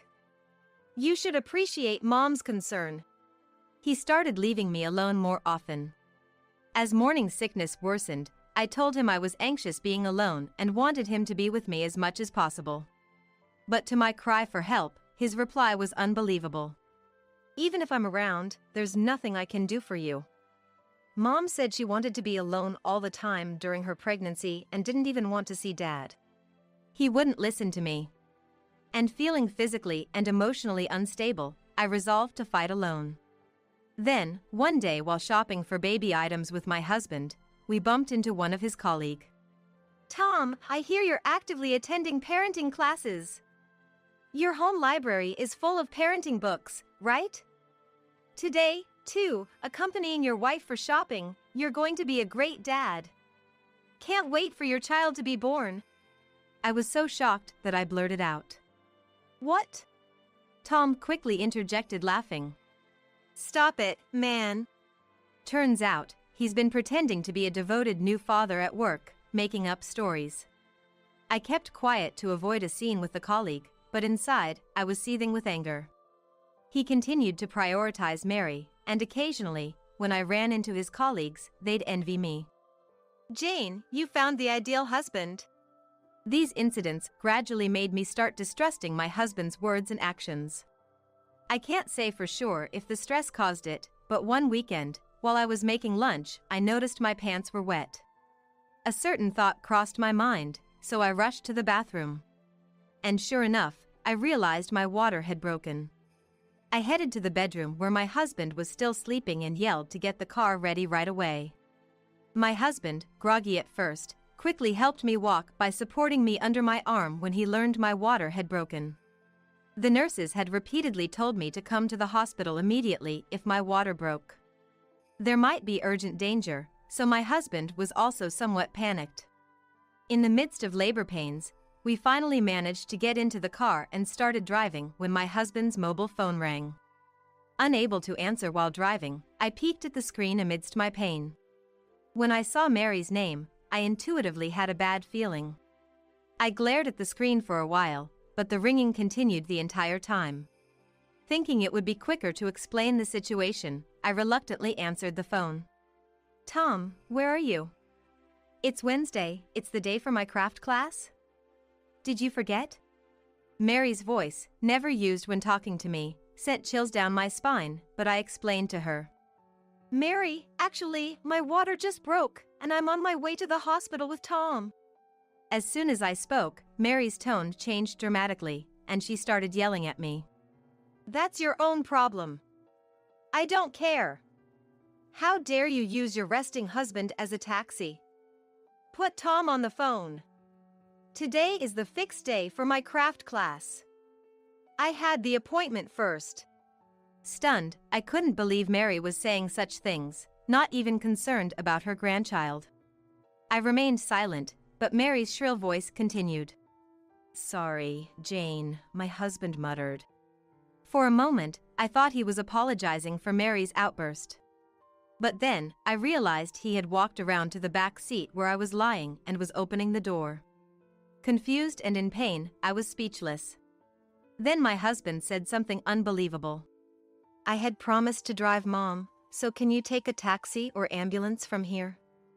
I'll definitely catch up later. That's the plan. Wait. Are you prioritizing your craft class over your own child? I can't convince Mary, so you talk to her. The pain is getting worse, hurry up. I was desperate, so I raised my voice. But my husband frowned and said, It's a regular commitment. It can't be helped. I'm sorry I forgot to tell you about it. Here's some money, please manage with this. He took $20 from his wallet and stuffed it into my bag. Then, he went back to the driver's seat and left me there without hesitation. I can't believe this. I was still close to our house. Not wanting to be seen by neighbors, I quickly looked up for a taxi. Amniotic fluid continued to trickle down my legs, and I panicked about the baby's safety. Tears welled up in frustration as I stared at my mobile phone, trembling with pain, wondering why we had to endure this. Jane! Startled by my name being called, I turned around and saw a familiar face. What's wrong? You look terrible. Don't worry about talking, just get in. This person gently supported me and helped me into the back seat of their car. Her husband adjusted the seat for me as he sat in the driver's seat. After that, my memory is fuzzy. I was rushed into a wheelchair at my regular hospital and taken to a prepared hospital room. The pain was so intense that I groaned, but I was told there was still time before the birth, so I rested there. I endured the overwhelming pain that occasionally threatened to make me lose consciousness when suddenly, my mobile phone rang. Thinking it might be a callback from my mother, who I had called on the way, I was shocked to find it was my husband. Looking at the clock, it was already evening. 3 hours had passed, and now he arrives? I decided not to answer. But after continuous ringing, I picked up the phone, irritated. Jane! Help me! I want you to explain the situation. Not even a word of concern for me, and now he wants help? Even if he was about to be eaten by a crocodile, I had no obligation to help the man who abandoned his child and me. Who do you think you are? How dare you say such things? I yelled at my husband through the mobile phone and then hung up. After a while, I faced childbirth alone. I would have liked to have my reliable husband holding my hand at such a time, but it's better off without a foolish husband who can't even prioritize things right. Instead, I received support from the kind nurses, and by nightfall, my long-awaited baby was born. Both mother and child were safe, and I fell asleep quickly due to the exhaustion. The next morning, the first thing the nurse told me when she came into my room was that my husband had come. Apparently, he came right after the birth, but since I was sleeping so deeply, the nurse kindly sent him back home. Honestly, I thought I would never want to see my husband again. But when he entered the room looking so haggard, I couldn't help but ask what happened. The person who had helped me in my suffering and taken me to the hospital yesterday was N, a neighbor I had always been close with. She had taken care of me like her own daughter since her son was about the same age as me, and she had been a great support to me when I was newly married and anxious. When I told her in the car that my husband was taking Mary to her hobby class, she was furious as if it was her own matter. Little did I know that this would ultimately corner my husband. After dropping me off, and spread the story around the neighborhood. Being the head of the neighborhood association, her words spread quickly, and her friends seemed to have confronted my husband about it. The reason my husband was begging for help was this: it seemed to have caused quite a commotion, attracting onlookers around our house. No matter how panicked he was, it was obviously too foolish of him to ask for my help in that situation. I had not heard from Mary since then, and my mind was already made up. Sorry, but can you leave? I'm still not feeling well, and my parents are coming soon. Both of them know about this, right? I want to apologize. Can I stay? My husband spoke in a small, pitiful voice. What? You wanting to apologize is not my business. I'm busy, so please leave. Don't say that. By the way, where's the baby? I'll leave after seeing the baby. Just leave. There are other pregnant women here, so please go. Even though I replied coldly, he still stood there, so I turned my back and covered myself with a blanket. I'm sorry. Please call Mom for me. I want to send her a photo of the baby. Can I call the nurse? Unbelievably, my husband reached out and shook me. When I couldn't stand it anymore and was about to push him away. What are you doing? Don't touch my daughter. My parents walked into the room just in time. My mother rushed over and pushed my husband away. How dare you shake the body of someone who just gave birth? And after doing such a thing, how could you show your face here? I'm disappointed in you. Get out of here, now. Even I had never seen my mother so fierce, and overwhelmed by her presence, my husband finally left the room. My father followed him, and I knew he would be thoroughly scolded. During my hospital stay, I refused to see my husband and took the baby to my parents' house after being discharged. I didn't want to risk meeting him, so I told him over the phone that I wanted a divorce. I only communicated about writing the divorce papers, mailing them, and claiming compensation, ignoring anything else he said. By the way, the compensation was for the scratches and bruises I got when he forcibly removed me from the car. He tried to make excuses, but I silenced him by saying I had testimony from and her husband and photos of the injuries from that day. The lawyer said the cost for his malicious actions against a pregnant woman would be significant.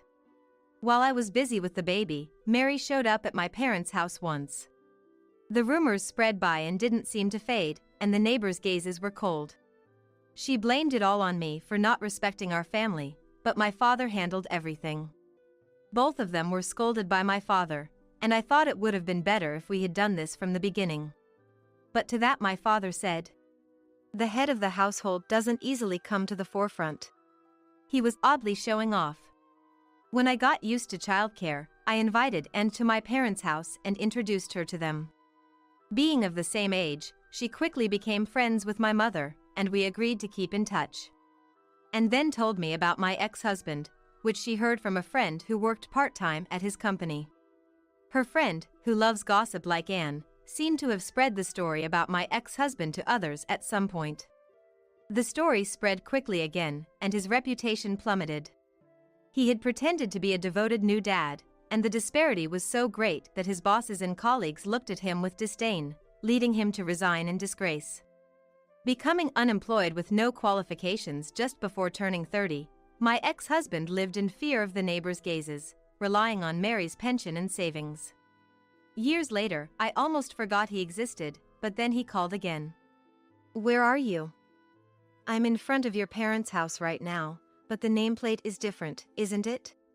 He said this out of the blue, so I responded in kind. Can't you tell by the nameplate? I've moved. What do you want? Moved?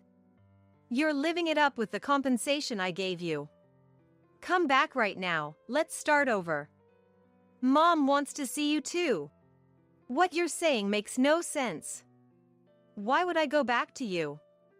Still saying that? I don't want to hear anything, so don't call me. I hung up without waiting for a response, and my phone kept ringing for a while. After finally completing the call rejection settings, messages begging for reconciliation arrived. I read them all just in case, but... Don't you feel sorry that the child doesn't have a father? It's unfilial to not show yourself to mom after taking care of you. He wrote such nonsensical things, so I deleted them all and changed my email address. This whole ordeal was the worst, but thankfully, it allowed me to push for a favorable divorce and penalize the other party. Having such a terrible family member is not good for the child. Thinking so, I enjoyed relaxed parenting while being supported by my parents, who had become grandparents. Mom and Dad are taking me overseas. This is just going to be luggage, so I'll leave this behind with you. It might be hard for you, but it's a good way to kill time, right? Kristen said with a smirk, implying her superiority to Sophia. Kelly, who married into an elite family, always boasted about her daughter Kristen. On the other hand, my family, with Sophia the same age as Kristen, come from a normal family. Influenced by Kelly, Kristen grew up flaunting her financial comfort and academic excellence, always emphasizing how different she was from Sophia. For Sophia too, this summer vacation is crucial, as she's preparing for college entrance exams. Kristen, caught up in her own excitement, left a pile of school assignments at our house and went off to her overseas trip. However, Sophia, the recipient of Kristen's spite, decides to take action. My name is Mary. I'm a working mother in a regular household, with my daughter Sophia facing exams this year. Every morning, I make breakfast, wake up Sophia and my husband Harold, hand them their lunches, and we all head out. Life was supposed to continue like this, day after day.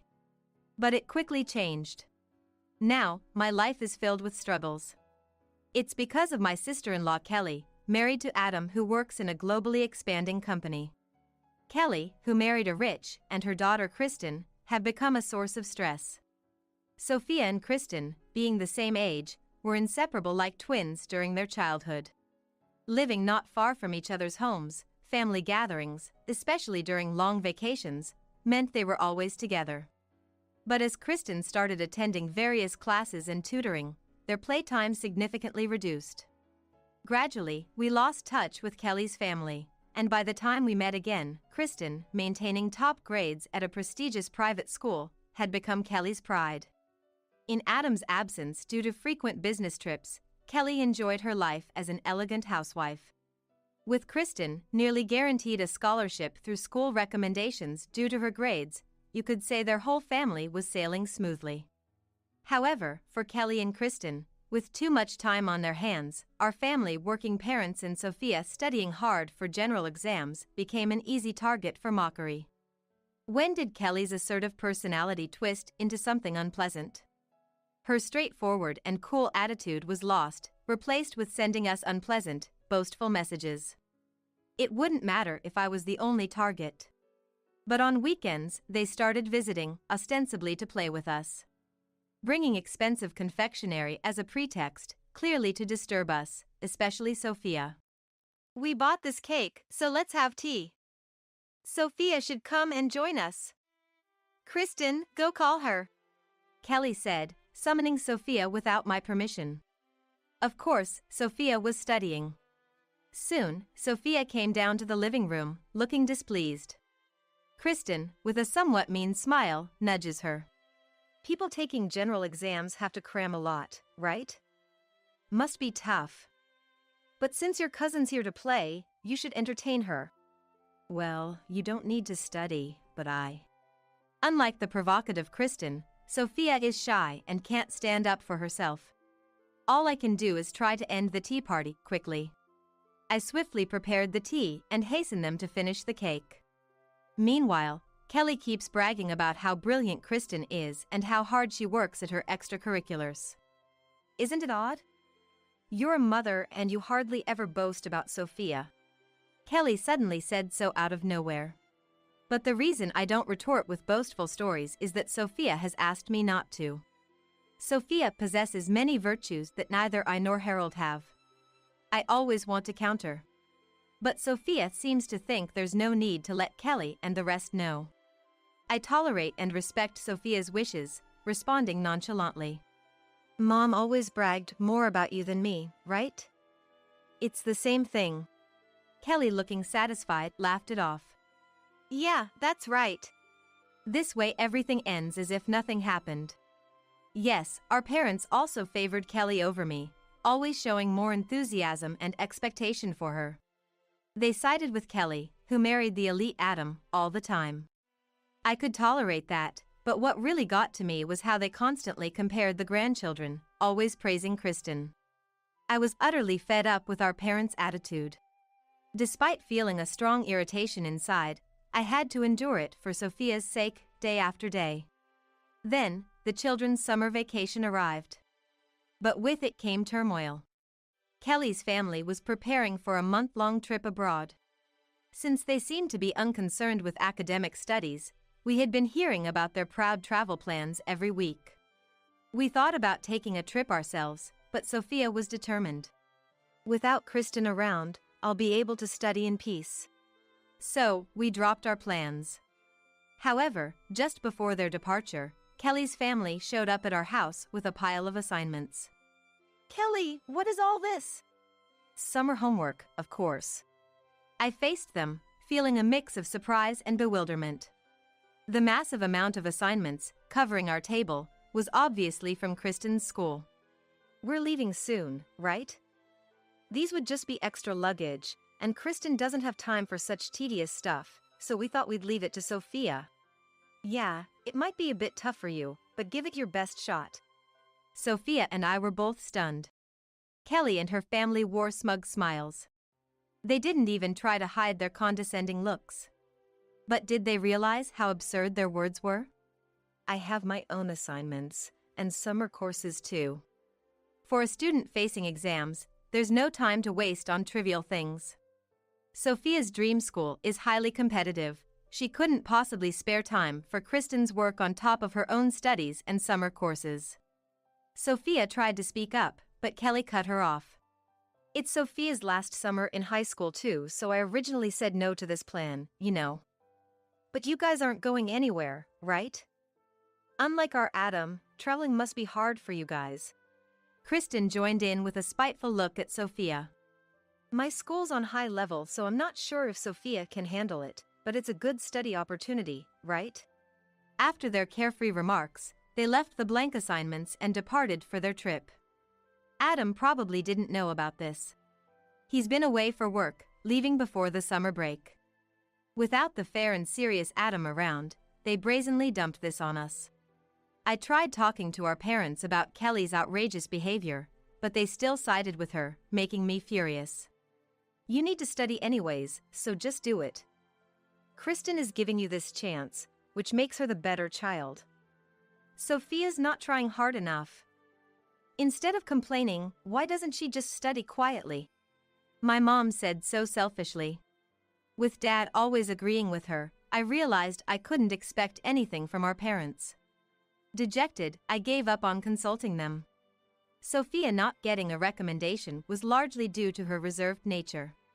Those selected for recommendation slots were active in student council, clubs, and had outstanding grades. Sophia, being shy, always found it challenging. But she was distressed enough to say she could study more in the absence of Kelly's family. I was filled with seething anger. Sophia too was furious. But, unlike my vehement refusal, she reacted differently. To my surprise, she started tackling Kristen's assignments alongside her own studies. I won't lose. If I can't beat Kristen, I can't beat the exams. Mom, I'll show them I can do it. That way of thinking never even crossed my mind, but Sophia was determined. I'll create work that will shut them up. She was breathing heavily. If Kelly and Kristen returned to find the assignments untouched, they would be troubled. But my concern was how much more they would interfere with Sophia after that. Kelly and her family were looking down on us, thinking, she can't possibly do it.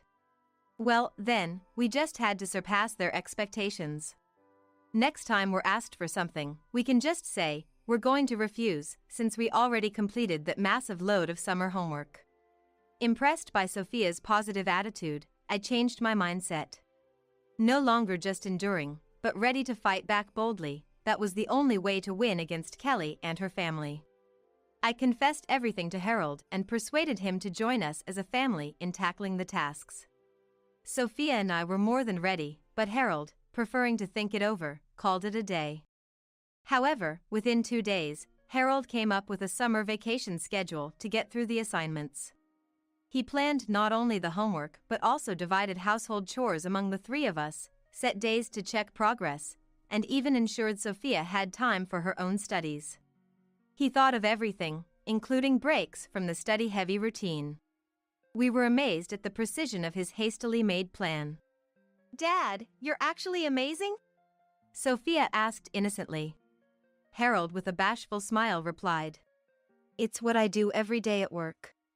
Though he seemed modest, he was the best leader for Sophia and I. As a result of our family's united effort, we finished the assignments perfectly and ahead of schedule. Sophia was able to focus on her studies, and her mock exam scores improved significantly. I was relieved to see her gaining confidence. Harold, in a great mood, picked up one particular assignment for a final check. This French essay is outstanding. With this, you and I could go back to college. The truth is, Harold and I couldn't pursue doctoral studies due to financial reasons. Working on this reminded us of the French literature seminar room where we first met. That was how hard we were tackling the assignments. Studying and researching really was fascinating. So fascinating that it made me worry that Kristen, who considers such things as troublesome, might miss out on this joy. Right before summer vacation ended, Kelly's family returned. They collected the assignments without much inspection, seemingly satisfied that they were just done. Their own stories seemed far more important to them. Then, a few days into the new term, an unusually cheerful Kelly and her family visited. Apparently, some of the assignments were exceptionally good, earning praise from teachers. Kelly and Kristen were proud, despite having no part in the work. And the French essay. Next week, it will be presented as an outstanding piece in front of everyone. Which reminds me, didn't you and Harold major in French literature or something? Seems like it didn't lead to great job prospects. Anyways, since it's Kristen's assignment, she'll be the one receiving the accolades. Kelly probably enjoyed thinking we were desperately working on just a child's homework. Kristen could hardly contain her mocking laughter, delighted with the bonus recognition. Later, Kelly sent us a photo of Kristen holding the award certificate, but I just replied, "Congratulations," and deleted the picture. However, trouble arose the following month. In the middle of the night, an enraged Kelly barged into our house. Kristen crying beside her. Hey Mary! Write that French thing again. You did it once, so you can do it. What? At this ungodly hour? You're asking for French. As I tried to calm down the frantic Kelly at the front door, Harold and Sophia woke up. The French essay from the summer vacation, which earned Kristen the recognition, was selected for a presentation at the cultural festival. She accepted, thinking it was just a reading, but then was told to submit a new essay for another competition. Kristen struggles with French, even simple compositions are hard for her. So she thought, I'll just have Sophia write it again. And imposed a deadline on Sophia without her consent. But Sophia ignored the new French essay request. The unity during summer vacation had grown into a big confidence boost for her, strengthening her trust in the family. Today, just before the festival, Sophia finally responded to Kristen, who was angrily pressing for the deadline. I didn't write the summer vacation essay, so I don't know. Why don't you ask Mom and the others? Kristen, always hiding behind Kelly, was essentially a timid and mean-spirited girl. She couldn't say anything directly to us.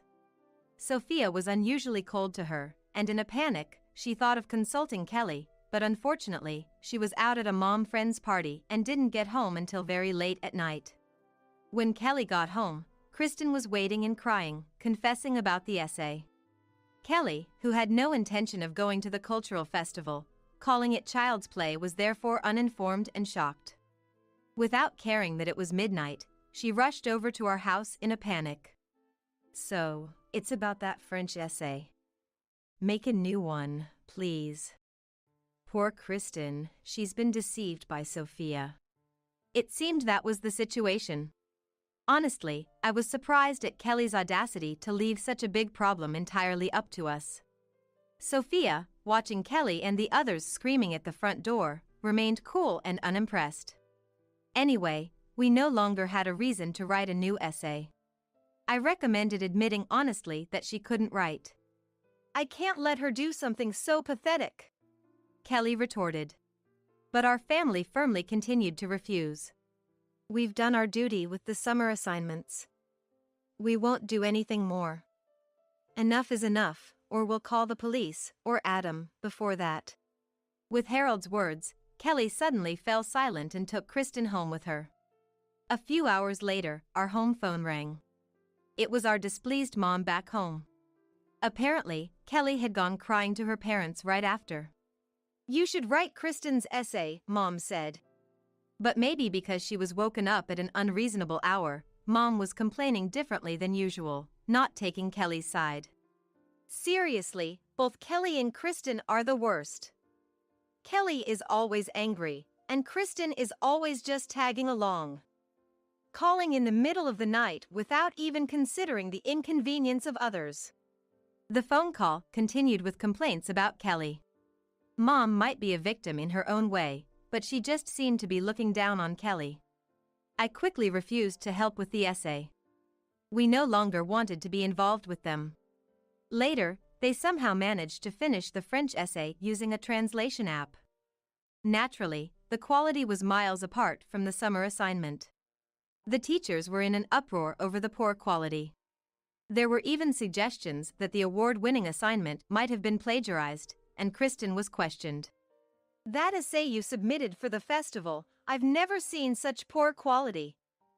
We've discussed it with other teachers, and we think we need to verify if you really wrote your summer vacation essay yourself.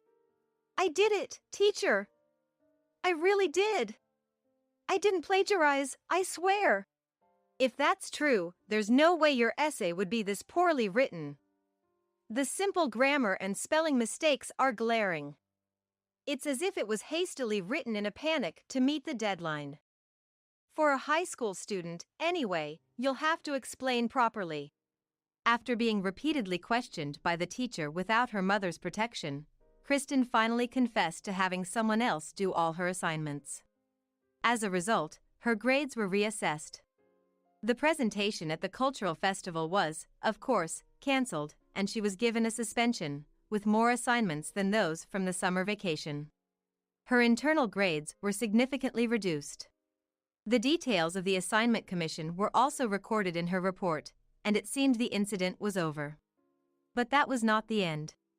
Following the severe reprimand she received, classmates started confessing problems with her school life.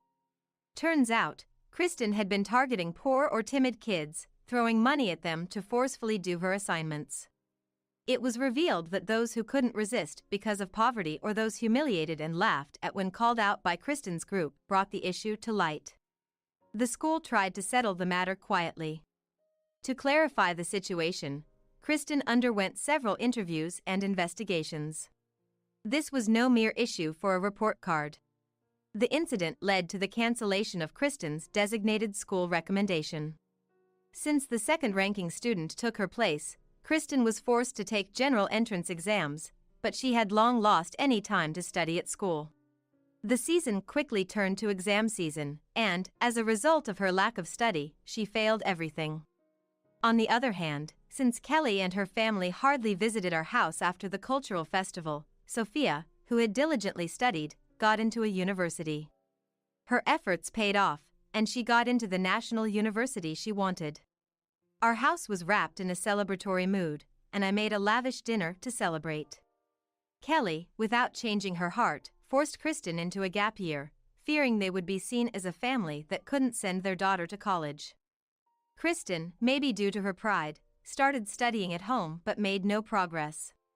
The atmosphere in Kelly's house grew worse by the day, with constant parent-child fights, but all they blamed was us. Adam finally became suspicious of Kristen's attitude, which seemed to target Sophia excessively. He was completely unaware of the incident Kristen had caused at school. But once it was revealed, Adam was deeply shocked. "I can't believe it. Kristen has grown into a person who looks down on others, flaunting her wealth and just taking what's good." Kelly had baseless absolute confidence in her parenting.